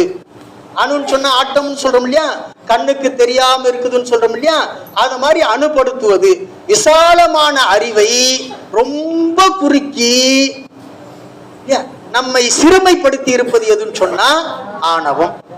இப்ப ஆணவத்தினுடைய உண்மையை எப்படி தெரிந்து கொள்ளலாம்னு சொன்னா, நாம எப்படிப்பட்ட இயல்புடையவர்கள், இப்படி மாறி இருப்பதற்கு காரணம் என்னன்னு சொன்னா இந்த ஆணவம் தான். சரி, இது ஆணவத்தினுடைய உண்மை. அதுக்கு அடுத்தது கண்மம். அடுத்தது என்னது? கண்மம். இந்த கண்மங்கிறது என்ன அப்படின்னு சொன்னா, உயிர்களுடைய இச்சை இருக்கு இல்லையா, உயிர்களுடைய இச்சை. இந்த இச்சையை வெளிப்படுத்துவது தான் செயல். இச்சையை வெளிப்படுத்துவதுதான் செயல். உயிர்கள் என்றைக்கு தோன்றியனவோ அன்றைக்கே இச்சை உடையதாக இருந்தன. உயிர்கள் என்றைக்கு தோன்றினவோ அன்றைக்கே இச்சை உடையதாக இருந்தன. தாயுமானவர் சொல்லுவாரு, இறைவனும் நாமும் என்னைக்கு எண்ணெயிலிருந்து இருக்கிறோம் அப்படின்னு சொன்னா அவர் சொல்லுவாரு, என்று உலை நீ அன்று உளன்னா, நீ எப்ப இருக்கிறியோ அப்பத்திலிருந்து நான் இருக்கிறேன் அப்படின்னு சொல்லுவார். அந்த மாதிரி இந்த உயிர்கள் என்றைக்கு தோன்றினவோ அன்றைக்கு இச்சை உடையனாக தோன்றியது. அதனாலதான் சொன்னேன், இறைவன் ஞானமே வடிவானவன். இறைவன் ஞானமே வடிவானவன், ஞான சொரூபன், ஞான சொரூபன்.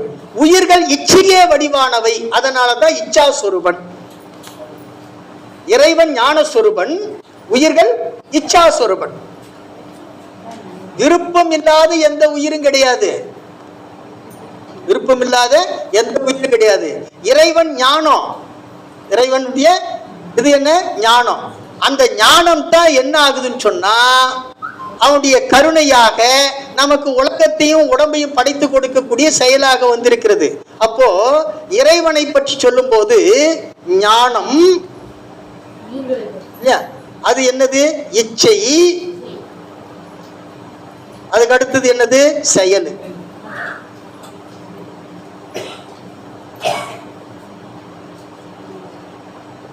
அவன் பேரறிவுடையவனாக இருக்கின்றான். அதனால எல்லா உயிர்களிடத்திலும் பேரிரக்கம் இருக்கிறது. அந்த பேரிரக்கம் தான் அவனுடைய இச்சை. அந்த பேரிரக்கத்தின் காரணமாகத்தான் இந்த உடம்பையும் உலகத்தையும் நமக்கு படைச்சு கொடுத்திருக்கிறான். அதுதான் செயல். அதுதான் என்னது? செயல். அப்ப ஞானாசக்தி, இச்சாசக்தி, கிரியாசக்தி யாருக்கு? இறைவனுக்கு. அதே உயிர்கள் என்று எடுத்துக் கொள்ளுகின்ற போது இந்த உயிர்கள் இச்சையே வடிவானது. இச்சையே வடிவானது அது இறை உயிர். இது இச்சையே வடிவானது, இச்சையே வடிவானது. இந்த இச்சையினுடைய வெளிப்பாடு தான் என்னது? செயல். இச்சையினுடைய வெளிப்பாடு தான் என்னது? செயல். செய்து முடித்த பிற்பாடுதான் அனுபவம் வருது, அதான் அறிவு. அடாடா, அறிவு கட்டத்தனமா இதை செஞ்சிட்டுமே. எப்போ வருது? செய்த பிறகு. அப்போ விருப்பப்படுகிறது, விரும்பிதான் கல்யாணம் பண்ணிக்கிறோம். கல்யாணம் பண்ணிக்கினதுக்கு அப்புறம் தான் தெரியுது, என்னடா இப்படி வந்து விழுந்துட்டுமே. முதல்ல விருப்பம், அதுக்கப்புறம் செயல், கல்யாணம், அதுக்கப்புறம் தான் அறிவு. இது யாருக்கு? உயிர்களுக்கு.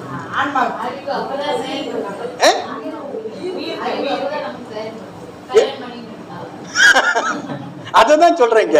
இப்போ விருப்பம், சரி. இப்ப இன்னொரு வகையில சொல்லலாமா? விருப்பம் காதல், இச்சை, செயலு கல்யாணம்,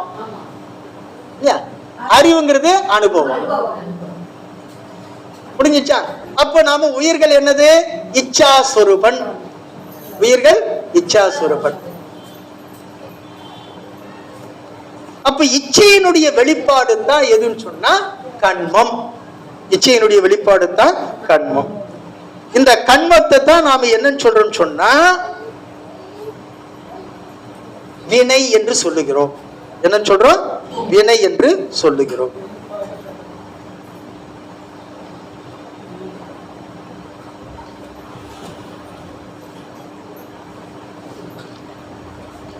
இதுக்கு அடுத்தது மாயாமலத்தினுடைய உண்மை. மாயாமலத்தினுடைய உண்மை.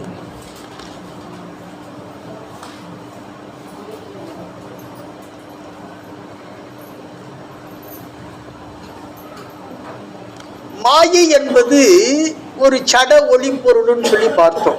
கண்ணுக்கு தெரியாத ஒரு அறிவில்லாத சடப்பொருள், நுண்பொருள் அப்படின்னு பார்த்தோம். மாய்வதும் ஆவதுமான இயல்புடையது மாயா. மாய் கூட்டல் ஆ,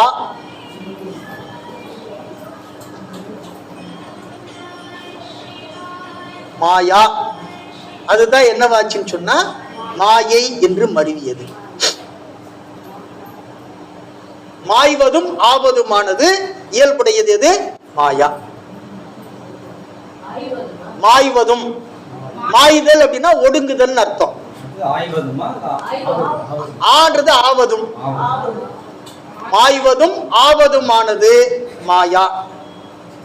மாய்வதும் ஆவதுமானது மாயா. அந்த மாயா என்பது என்னன்னு மருவிச்சு மாயை என்று மருவியது. அப்ப எப்படி மாய்கிறது அப்படின்னு சொன்னா ஆற்றலாக ஒடுங்குகிறது. ஆற்றலாக ஒடுங்குகிறது. பொருளாக வெளிப்படுகிறது. பொருளாக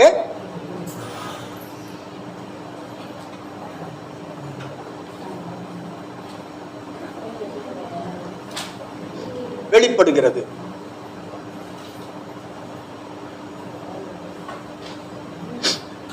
இப்போ உடம்பாக வந்திருக்கிறது பொருள். உடம்பாக வந்திருக்கிறது பொருள். இந்த உடம்பு ஒடுங்கி மாயையாக ஆற்றலாக ஒடுங்குவது எதுன்னு சொன்னா மாய்வது. இந்த இயல்புடையது எதுவோ அதுதான் என்னதுன்னு சொன்னா மாயா என்று சொல்லுகிறார். இப்போ இறைவன் நமக்கு இந்த உலகத்தையும் உடம்பையும் படைச்சு கொடுத்திருக்கிறான்.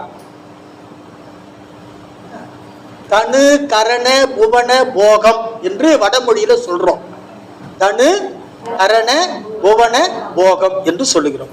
தனு என்றால் உடம்பு, கரணம் என்றால் கருவிகள், புவனம் என்றால் உலகம், போகம் என்றால் அனுபவிக்கின்ற பொருள்கள். போகம்னா அனுபவிக்கின்ற பொருள்கள். உடம்பு, கருவி, உலகம், அனுபவிக்கும் பொருள். அனுபவிக்கும் பொருள். இந்த நான்கையும் எதிலிருந்து படைத்து கொடுத்திருக்கிறான்னு சொன்னா இந்த மாயையிலிருந்து தான் படைச்சு கொடுத்திருக்கிறான். இதுதான் மாயா காரியங்கள். இப்போ படைத்தல் என்பது வேறு, படைத்தல் என்பது வேறு, உண்டாக்குதல் என்பது வேறு. படைத்தல் என்பது வேறு, உண்டாக்குதல் என்பது வேறு. இல்லாத ஒன்றை புதிதாக உருவாக்குவதற்கு பேர் உண்டாக்குறது. இருக்கின்ற ஒன்றை பயன்படுமாறு பக்குவப்படுத்துவது படைத்தல். இல்லாத ஒன்றை ஒருபோதும் என்ன பண்ண முடியாது? உருவாக்க முடியாது. ஏன்னா நம்ம சித்தாந்த கொள்கை என்ன? இல்லது வாராது. இல்லது வாராது. அப்ப இல்லாத ஒன்றை என்ன பண்ண முடியாது? உருவாக்க முடியாது. சரி, கடவுளால முடியவே முடியாதா அப்படின்னு சொன்னா கடவுளால முடியாதுன்னு சொல்லும் போது, கடவுளால முடியாது என்று சொல்லும் போது அது அவனுடைய பெருமைக்கு இழுக்காகி விடுமே. பெருமைக்கு இழுக்காகி விடுமே. என்று ஒரு ஐயம் ஏற்படும். ஆனா உள்ளபடியே வல்லமை, இது வல்லமை, ஆல்மைட்டி என்று சொல்லுகிறோம்ல ஆங்கிலத்துல, அந்த வல்லமை என்ற சொல்லுக்கு, வல்லமை என்ற சொல்லுக்கு என்ன பொருள் சொன்னா, எவையெல்லாம் தேவையோ, எவையெல்லாம் தேவையோ அவற்றையெல்லாம் படைத்தல். எவையெல்லாம் தேவையோ அவற்றையெல்லாம் படைத்தல், அதுதான் எது வல்லமை. அப்போ படைத்தல் என்பது அரிசியா இருக்கக்கூடியதை உண்பதற்கு ஏற்றாற் போல பக்குவப்படுத்துவதனால அதுக்கு படையல்னு பேரு. படையல்னு சொல்றோம் இல்லையா? படையல்ல என்ன அரிசியா கொண்டாந்து வைக்கிறோம். அப்ப என்ன பண்றோம், அரிசியை சோறாக்கி படைச்சிருக்கிறோம், அதனால அதுக்கு பேரு படையல். படைக்கப்பட்டது படையல். இப்போ மாயை என்கிற நுண்பொருளை அவன் உடம்பாகவும் உடம்புக்குள்ள இருக்கிற கருவியாகவும் இந்த உலகமாகவும் உலகத்தில் அனுபவிக்கின்ற பொருளாகவும் அவன் படைத்திருக்கின்றான். ஆகவே படைக்கப்பட்டது என்பது இருக்கின்ற ஒரு பொருளை பயன்பாட்டுக்கு ஏற்றாற் போல மாற்றுவதற்கு படையல். இல்லாத ஒன்றை புதிதாக தோற்றுவிப்பது உண்டாக்குதல் என்று பொருள். இல்லாத ஒன்றை தோற்றுவிக்க முடியாது. அதனால தான் படைத்தல் தொழில்னு சொல்றமே தவிர என்ன தொழில சொல்றது இல்ல, உண்டாக்கல் உருவாக்கல் சொல்றதே கிடையாது. ஆக்கல் அப்படின்னு சொல்றோம். ஆக்கல், ஆக்கல்னா என்ன? சோறு ஆக்குறோம் சொல்றோம் இல்லையா? சோறு ஆக்குறோம், என்ன அரிசியை சோறாக ஆக்குறோம், அரிசியை சோறாக ஆக்குகிறோம். ஆக்குகிறோம் சொன்னா அந்த பொருளை இந்த பொருளாக ஆக்குகிறோம், அப்படிதான் பொருளே தவிர புதிதாக தோற்றுவிப்பது என்று பொருள் அல்ல. புரியுதுல? என்ன நம்ம தமிழ் சொல்லுக்கு நிறைய பொருள், எல்லாம் தமிழ்ல பொருள் இல்லாத சொல்லே கிடையாது. தமிழ்ல பொருள் இல்லாத சொல்லே கிடையாது. ஆகவே அந்த அடிப்படையில இந்த மாயா மலத்து உண்மையை நாம புரிந்து கொள்ளணும். இப்ப ஆணவத்துக்கும் மாயைக்கும் உள்ள வேறுபாடு என்ன? ஆணவத்துக்கும் மாயைக்கும் உள்ள வேறுபாடு, இல்லாத ஒன்றை புதிதாக தோற்றுவிப்பது படைத்தல்னு சொன்னீங்க. படைத்தல் இல்ல, உருவாக்குதல். உருவாக்குதல். இருப்பதை பயன்பாட்டுக்கு ஏற்ற மாதிரி பக்குவப்படுத்துவது படைத்தல். இருக்கின்ற பொருளை பயன்பாட்டுக்கு ஏற்றாற் போல பதப்படுத்துவது அல்லது பக்குவப்படுத்துவது படைத்தல். இல்லாததை தோற்றுவிப்பது உருவாக்குதல், உண்டாக்குதல்.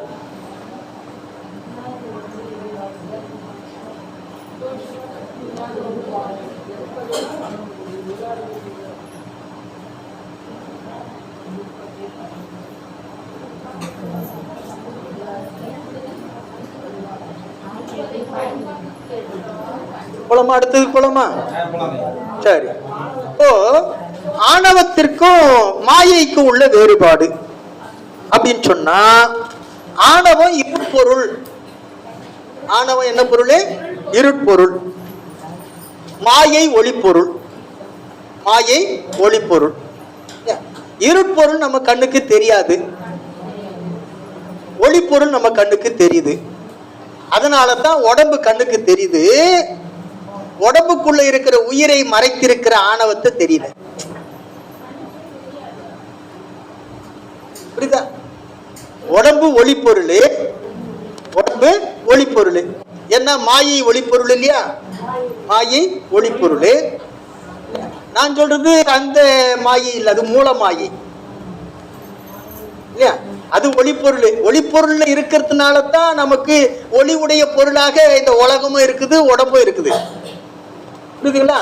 ஆகவே இந்த ஒளிப்பொருள் மாயை, இருள் பொருள் ஆணவம். இருள் பொருள் ஆணவம். இப்போ ஒளியோ இருளோ எதிரெதிரானது இல்ல? ஒளியும் இருளும் எதிரெதிரானது.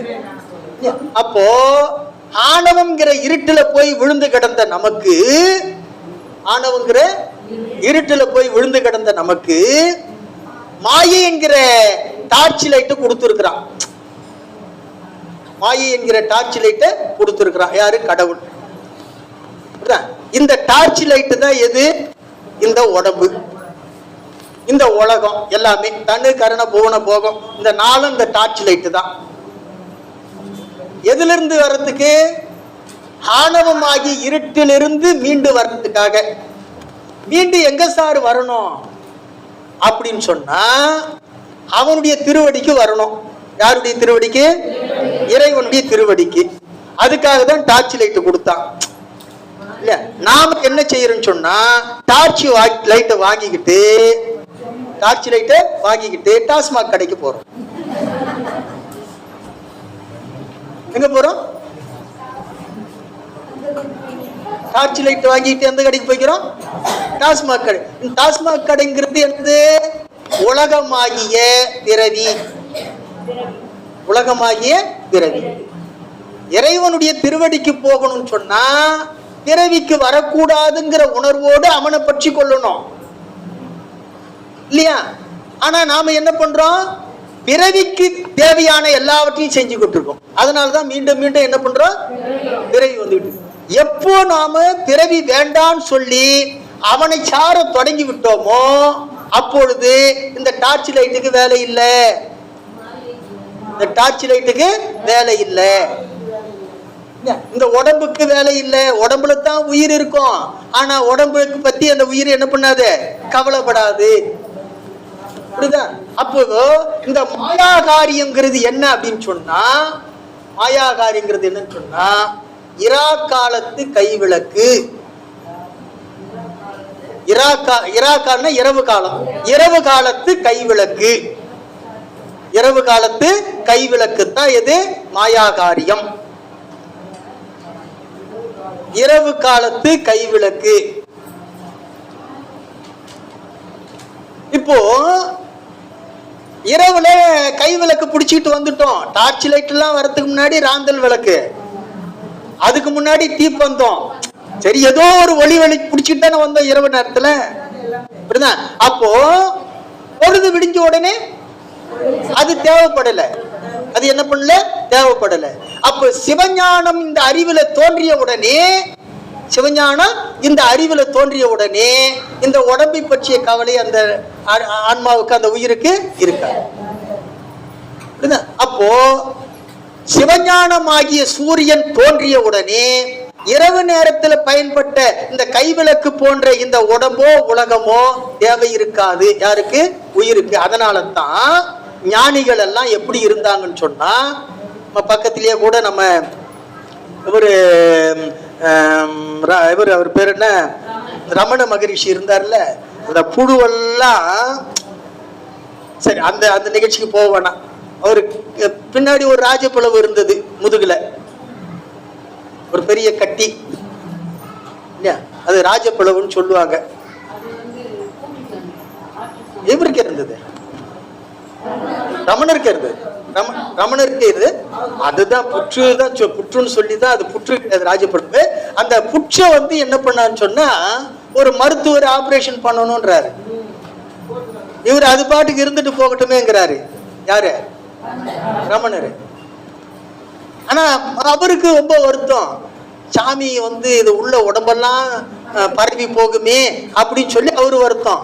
அது எப்படியாவது ரொம்ப கட்டாயப்படுத்தி என்ன பண்றாரு சொன்னா சர்ஜரி பண்ணணுங்கிறாரு. சரிப்பா, நீ ரொம்ப பிடிவாதமா இருக்கிற, சரி அப்படின்னு சொல்லிட்டு ஒரு சூளை தூக்கி மரத்தடியில போட்டுட்டு அறுத்து எடுத்துடுங்கிறாரு.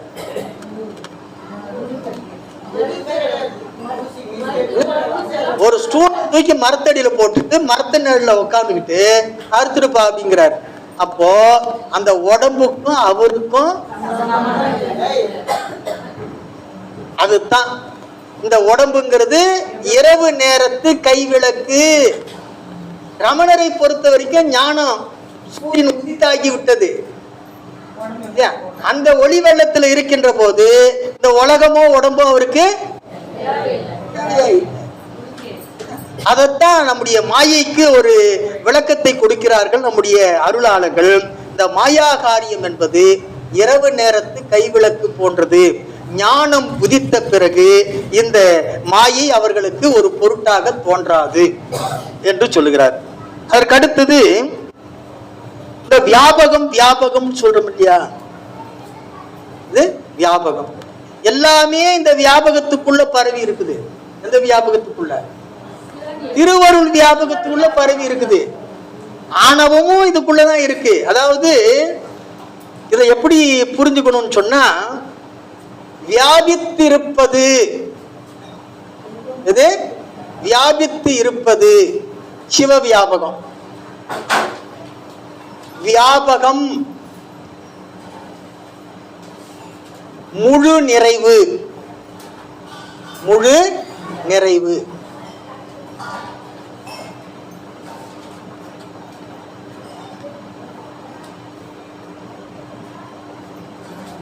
வியாபியம் வியாபியம் சமநிறைவு.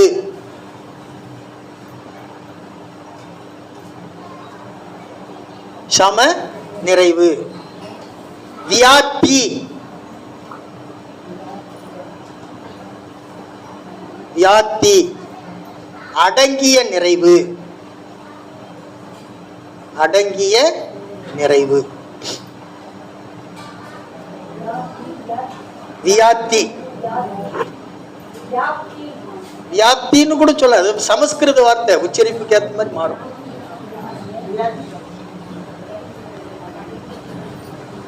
இது சமஸ்கிருதம், அது தமிழ். ரெண்டையும் எழுதி போறதுக்கு காரணம் என்ன சொன்னா, ஆசிரியர் தப்பா சொல்லிட்டாருன்னு நினைக்க கூடாதுன்றதுக்கு தான். வியாபகம் என்பது முழு நிறைவு. யாருடைய சொன்னா திருவருள் நிறைவு, அதுதான் வியாபகம்.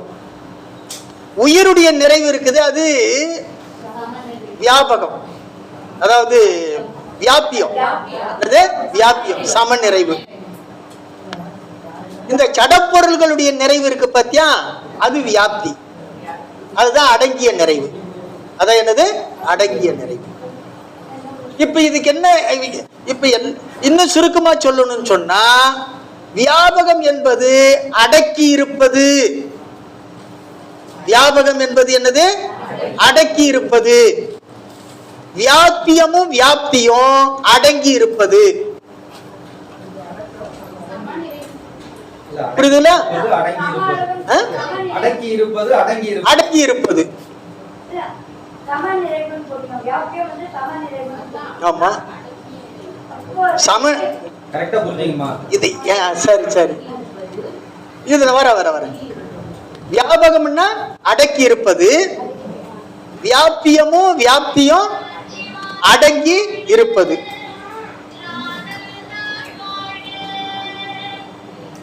உடையவர் உடைமை பொருள்.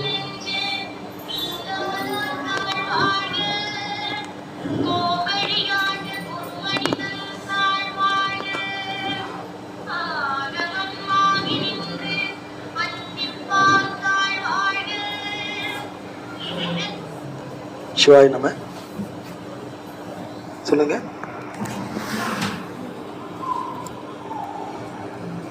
ஆமாங்கய்யா. அடக்கிய நிறைவு, அடங்கிய நிறைவு, அடங்கிய நிறைவு, அடங்கிய நிறைவு. இப்ப சமநிறைவு அப்படின்னு சொல்லி இருக்கிறோம் இல்லையா, இந்த சமநிறைவும் கூட அதுக்குள்ள அடங்குனது தான். எதுக்குள்ள? வியாபகத்துக்குள்ள அடங்கி, அது முழுமையா இருக்குது, அதுக்குள்ள அடங்கி சமமாக நிறைந்திருக்கிறது என்றுதான் பொருள். இதை எப்படி நாம புரிந்து கொள்ளணும் சொன்னா, இந்த ஆன்மாவுடைய நிறைவு சம நிறைவு. ஆன்மாவுடைய நிறைவு என்னது? சம நிறைவு. இந்த சம நிறைவுங்கிறது கூட எப்ப அப்படின்னு சொன்னா, சிவமாம் தன்மையை பெறுகின்ற நிலையில. சிவமாம் தன்மையத்தான் பெருமே தவிர அது ஒருபோதும் என்னவாகிடாது? சிவமாகி விடாது. ஒருபோதும் சிவமாகி விடாது. சிவமாம் அதனுடைய தன்மையை பெறும். சம நிறைவு தான், ஆனா முழு நிறைவு கிடையாது. சம நிறைவு தான், என்ன கிடையாது? முழு நிறைவு கிடையாது. வியாபகத்தை விரிவுபடுத்தணும்னு பெருமான் நினைச்சான்னா விரிவுபடுத்திக்கோ. ஆனா ஆன்மா நினைச்சா என்ன ஆகாத, விரிவுபடுத்த முடியாது. அவன் எவ்வளவு விரிவுபடுத்துறான்னா அதுக்கேற்ற மாதிரி இது விரியுமே தவிர இது தானா விரியாது. எது உயிருடைய வியாபகம் தானா விரியாது. புரியுதா? ஆகவே எந்த வகையில பார்த்தாலும் இறைவனுடைய வியாபகம் அடக்கிய நிறைவு, உயிர்களுடைய வியாபகமோ அல்லது ஜடப்பொருள்களுடைய வியாபகமோ எப்படின்னு சொன்னா அடங்கிய நிறைவு.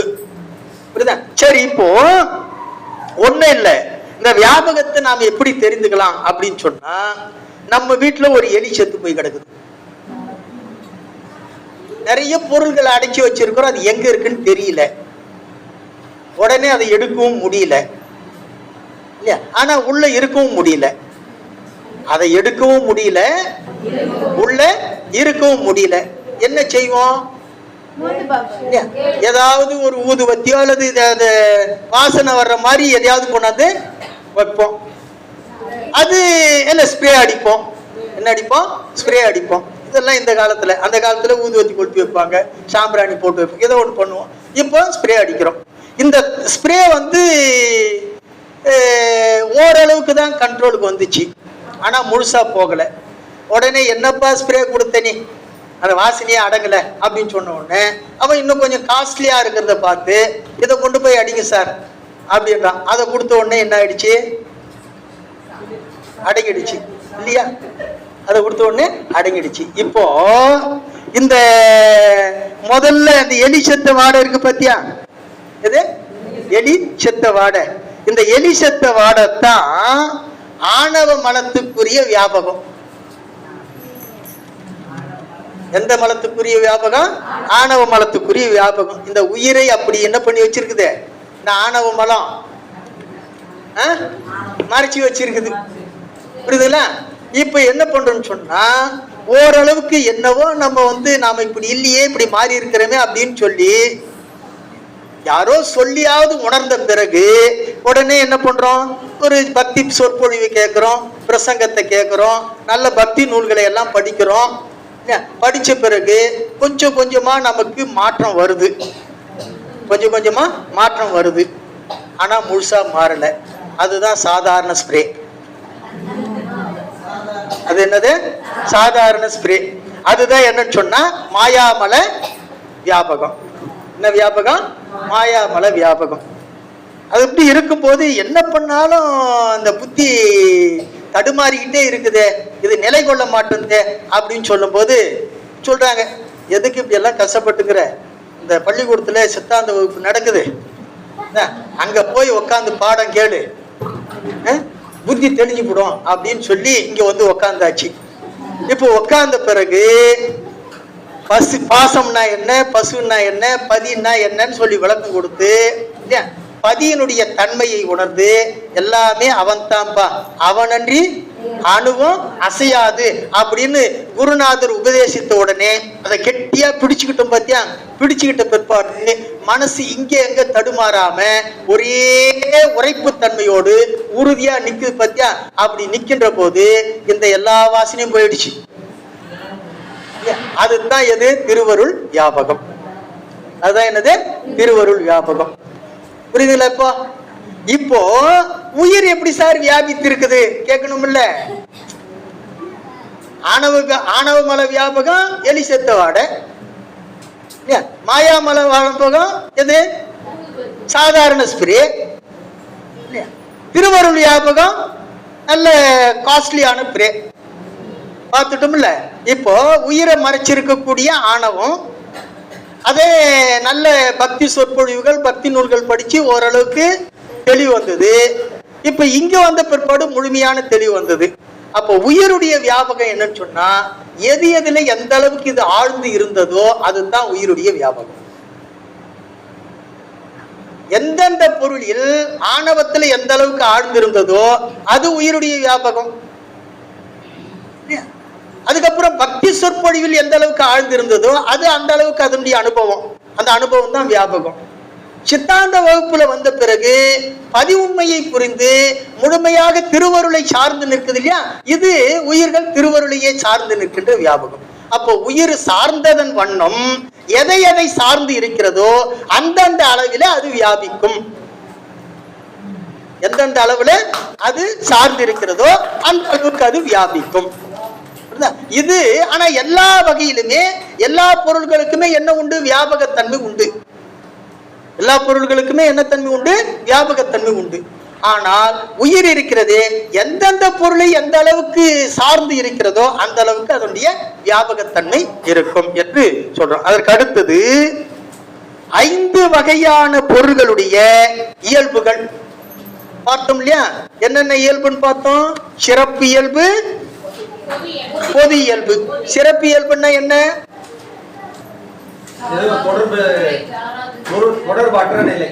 ஒரு பொருள் தன்னளவில் இருக்கின்ற போது இருக்கின்ற இயல்பு சிறப்பு இயல்பு.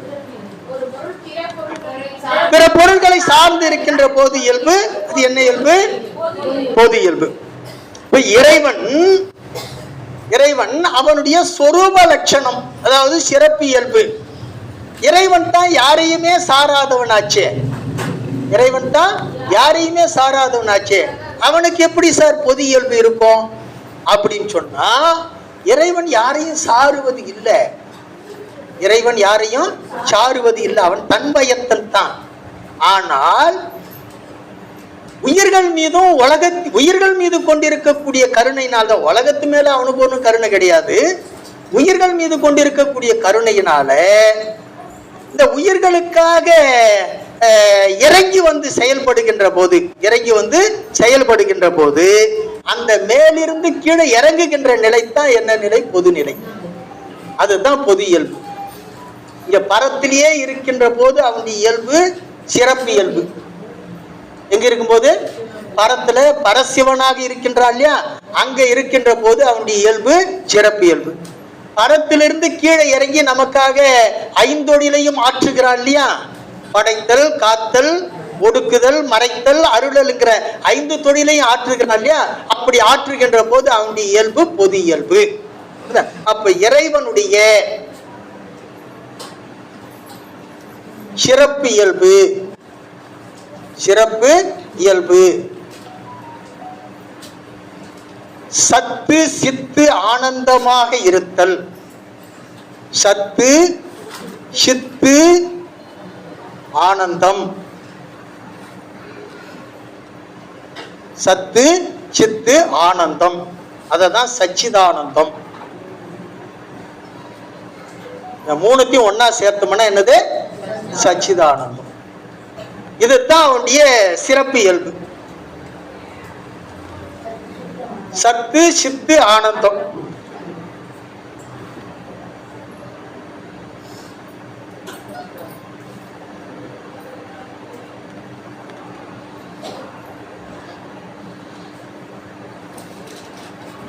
அல்லது எண்குணத்தனாக இருத்தல். என்னது? எண்குணத்தனாக இருத்தல். ரெண்டும் ஒண்ணுதான். சத்து சித்து ஆனந்தம் என்றாலும் ஒண்ணுதான், எண்குணத்தினாலும் ஒண்ணுதான்.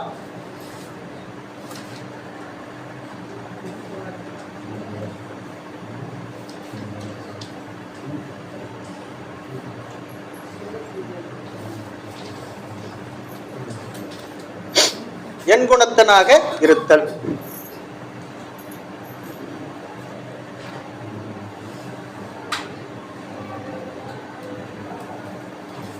இறைவனுக்கு 3 இருக்குன்னு சொன்ன இல்லையா, ஞானம், இச்சை, செயல். இதுல சத்து இருக்குது. அந்த சத்து தான் எது? இச்சை. இச்சை தான் அருள். இச்சை தான் என்னது? அருள். சித்து தான் அவனுடைய அறிவு. அதுதான் என்னது? ஞானம். ஆனந்தம் தான் அவனுடைய செயல். அதுதான் கிரியை.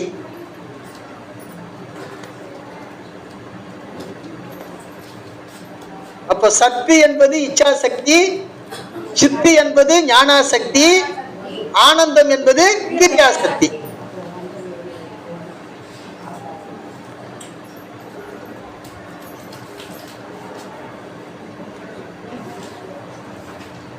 ரொம்ப திணிக்கிறணும். இந்த வேகத்துல போனா எப்ப பாடம் முடியும் தெரியல. அதான் சத்து சித்து ஆனந்தம்,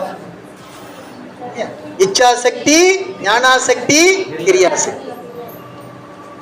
அது என் குணத்தன். அது என் குணத்தன். 8 குணம் என்ன அப்படின்னு சொன்னா எழுதிக்குங்க. தன்வயத்தம், தன்வயத்தம்,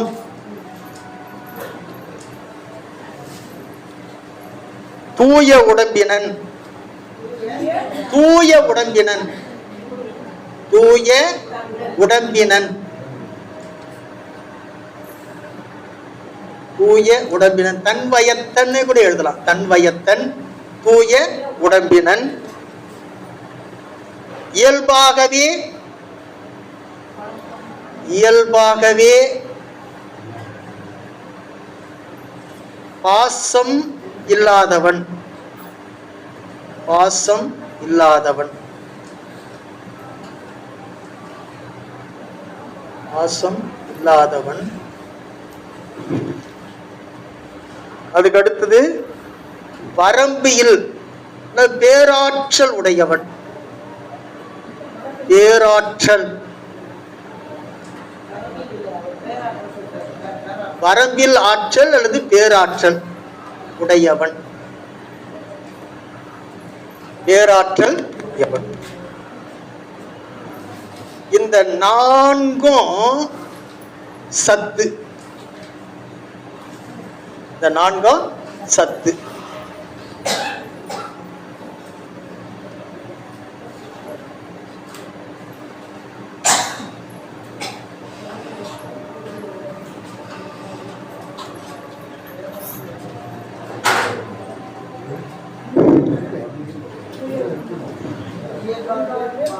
இயல்பாகவே பாசம் இல்லாதவன். இங்க பாசம் அப்படின்னு சொன்னா ஆணவன் குறிச்சுங்க. இங்க பாசம்னா என்ன கிடையாது, ஆணவம் இல்லாத. பாசம்னாலே ஆணவத்தை குறிக்கும். அதுக்கப்புறம் இயற்கை அறிவினன், இயற்கை அறிவினன் அல்லது உணர்வினன், இயற்கை உணர்வினன். முற்றுணர்வினன், முற்றுணர்வினன்.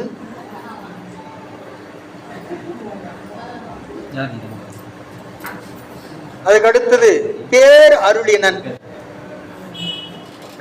பேர் அருளினன்.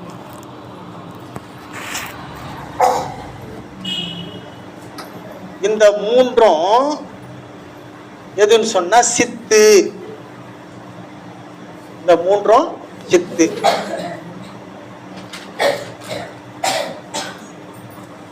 அதுக்கு அடுத்தது வரம்பியில் இன்பம் உடையவன், இன்பம் உடையவன். இது ஆனந்தம். இப்போ சத்து சித்து ஆனந்தங்கிறது தான் எது, என் குணம். அதான் என்னது, என் குணம். இந்த 8 குணமும் அந்த 3ல அடங்கி போச்சு. 8 குணமும் 3ல அடங்கி போச்சு. இதுதான் அவனுடைய என்ன இயல்புன்னு சொன்னா சிறப்பு இயல்பு. என்ன இயல்பு, சிறப்பு இயல்பு. அதனால தான் வள்ளுவ பெருந்தகை முதல் அதிகாரத்திலேயே 8 பாடல்களை சொல்லிட்டு, 8 பாடல்கள்ல 8 குணத்தை சொல்லிட்டு 9வது பாடல்ல சொல்லுவார். என்ன சொல்றாரு, போலில் பொறியில் குணமிலவே என் குணத்தான் தாளை வணங்கா தலை அப்படின்னு சொல்லுவார். என் குணத்தான் தாளை வணங்கா தலை என்று சொல்றாரு. அப்ப 8 குறள்லையும் 8 குணத்தை சொல்லிடுறாரு. 9வது குறள்ல இந்த என் குணத்தானுடைய தாளை, அவனுடைய திருவடியை வணங்காத தலை இருக்குதே, அந்த தலையில தான் எல்லாமே இருக்குது. எது, மெய்வாய் கண் மூக்கு செவியினுடைய அந்த புலன்களை உணர்கின்ற கண்ட்ரோல் ரூம் எது? தலை. அந்த தலையினால ஒரு பயனும் இல்லைட்டார். எதை வணங்கலன்னா என் குணத்தான் தாளை வணங்கல. அதனால்தான் நம்முடைய அப்பர் பெருமான் பாடுறாரு, தலையே நீ வணங்காய், தலையே நீ. சரி, இப்போ இறைவனுடைய பொது இயல்பு, இறைவனுடைய பொது இயல்பு. உணவு இடைவேளைக்கு பிறகு இதை எடுத்துடலாம். இதுல கொஞ்சம் இன்னும் ஒரு செய்தி இருக்கா, சொல்லிட்டு இதை எடுத்துடலாம். இறைவனுடைய பொது இயல்பு, இயல்பு பொது இயல்பு. பொது இயல்புக்கு சமஸ்கிருதத்துல என்ன சொன்ன? தடத்த லட்சணம். என்னது? தடத்த லட்சணம். அவனுடைய சிறப்பு இயல்பு ஒன்றுதான். அவனுடைய சிறப்பு இயல்பு ஒன்றுதான். யாருடைய சிறப்பு இயல்பு? இறைவனுடைய சிறப்பு இயல்பு ஒன்றுதான். அது என்ன? சத்து சித்து ஆனந்தமாக இருத்தல். சத்து சித்து ஆனந்தமாக இருத்தல் பொது இயல்பு. தனியா இருக்கும்போது அவன் அப்படிதான் இருந்தான். இறங்கி வருகின்ற போது அவனுடைய இயல்பு என்னவாகுதுன்னு சொன்னா, தடத்த லட்சணத்துல இறைவன் திருமேனி தாங்கிக் கொள்வது, திருமேனி தாங்கிக் கொள்வது. எத்தனை திருமேனி தர்றான்? 3 வகையான திருமேனிகளை தாங்கிக் கொள்வது. 3 வகை திருமேனிகளை தாங்கிக் கொள்வது. அருவத் திருமேனி, அருவுருவத் திருமேனி, உருவத் திருமேனி. 3 வகை திருமேனிகளை தாங்கிக் கொள்வது.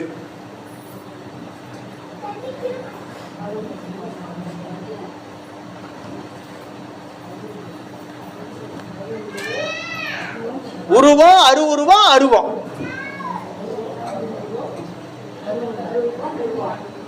உருவம். அருவத் திருமேனி, அருவுருவத் திருமேனி, உருவத் திருமேனி. இப்படி 3 வகையான திருமேனிகளை தாங்கிக் கொள்வது. 1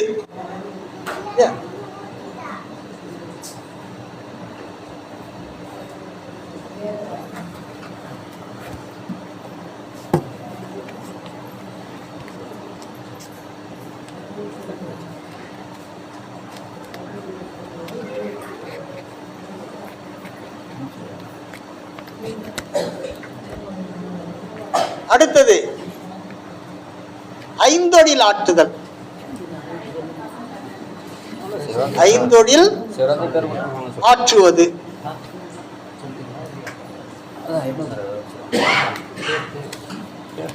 ஐந்தொழில் ஆற்றுவது.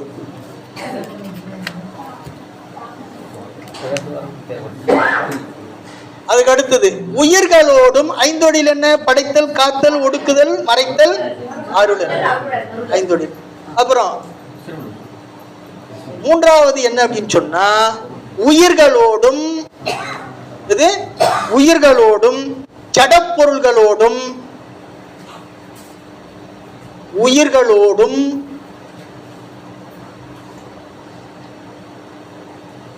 ஷடப்பொருள்களோடும், ஷட பொருள்களோடும் ஒன்றாய், ஒன்றாய், வேறாய், வேறாய், உடனாய். ஒன்றாய், வேறாய், உடனாய். இந்த 3 சொல்லுக்கும் ஒரே சொல் எதுன்னு சொன்னா அத்விதமாக. அத்விதமாக. அத்விதமாக இருத்தல், நிற்றல்.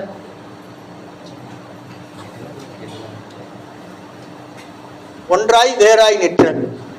ஒன்றாய், வேறாய், உடனாய், நிற்றல். சுருக்கமாக சொல்லணும்னா அத்விதமாக நிற்றல்.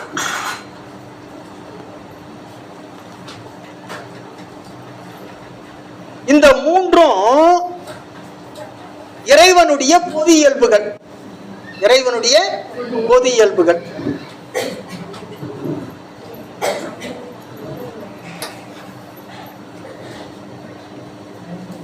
இப்போ மூவகை திருமேனி அப்படின்னு சொல்றது நாம் பார்த்துட்டோம் என்னன்னு.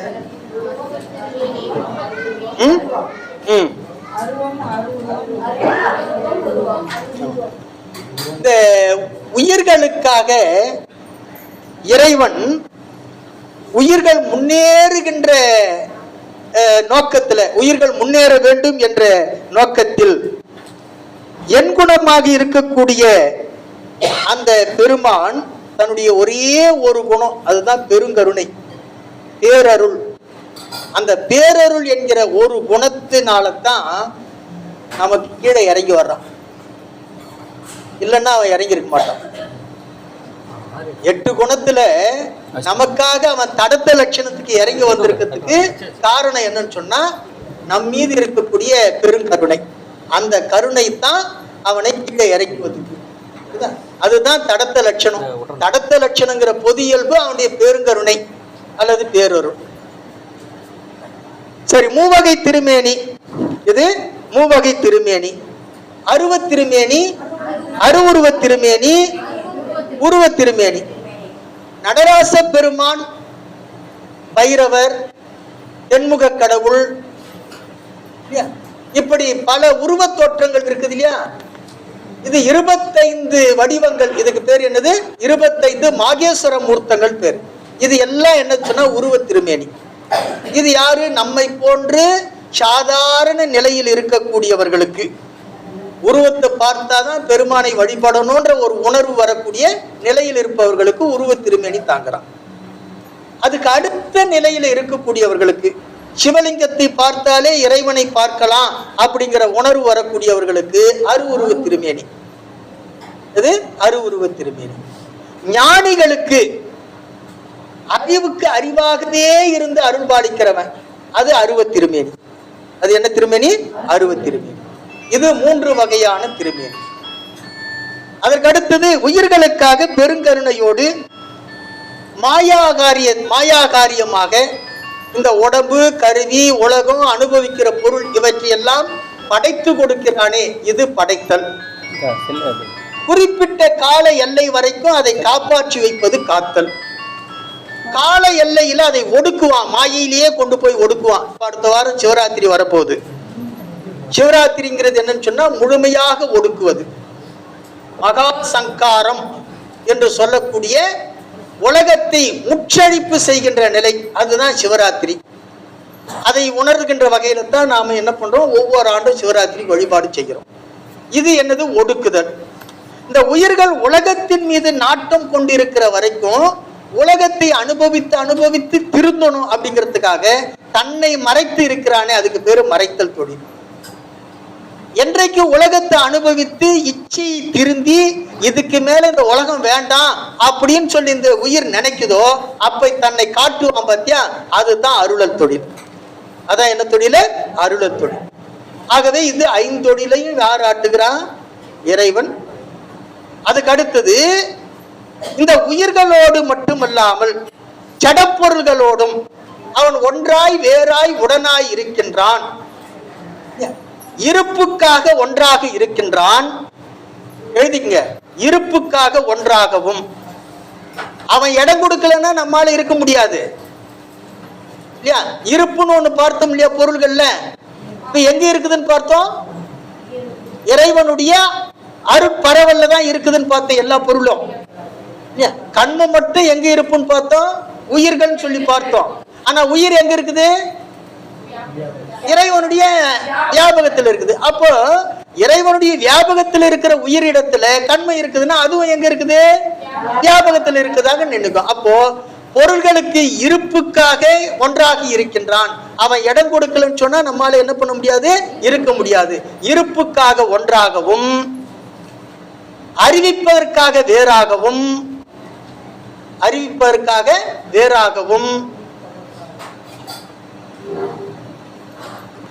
இயங்குவதற்காக உடனாகவும் இருக்கின்றான்.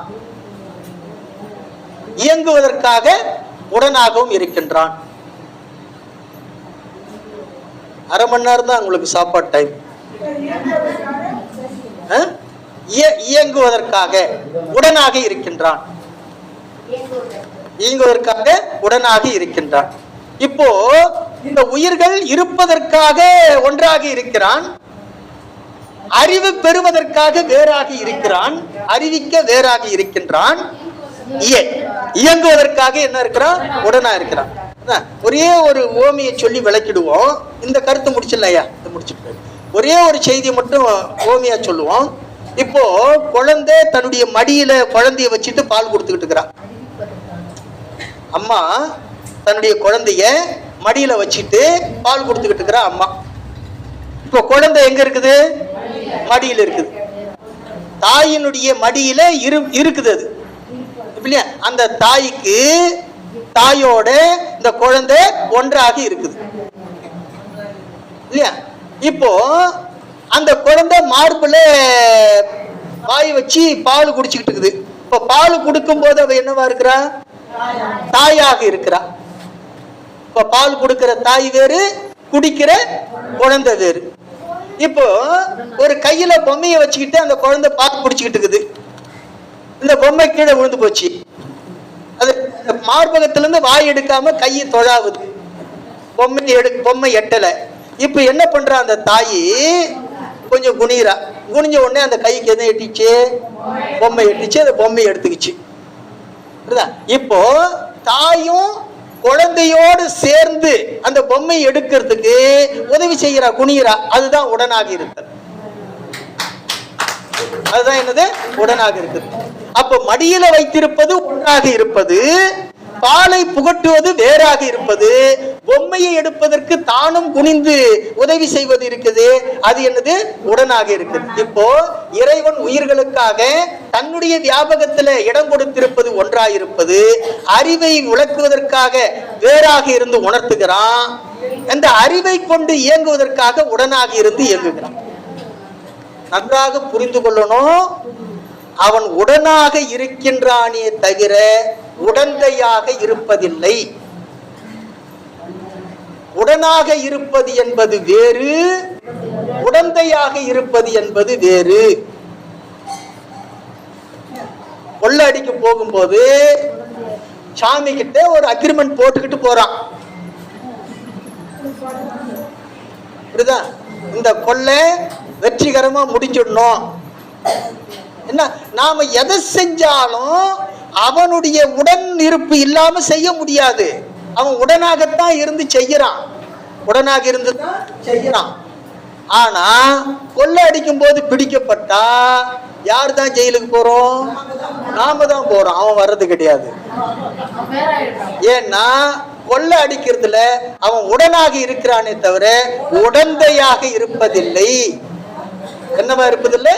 உடந்தையாக இருப்பதில்லை. உடந்தையாக இருந்தா அவனும் பங்கேற்கணும்.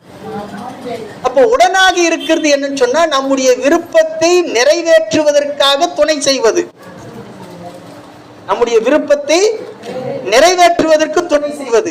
ஏன்னா விருப்பத்துல அவன் தலையிடவே மாட்டான். விருப்பத்துல தலையிடவே மாட்டான்.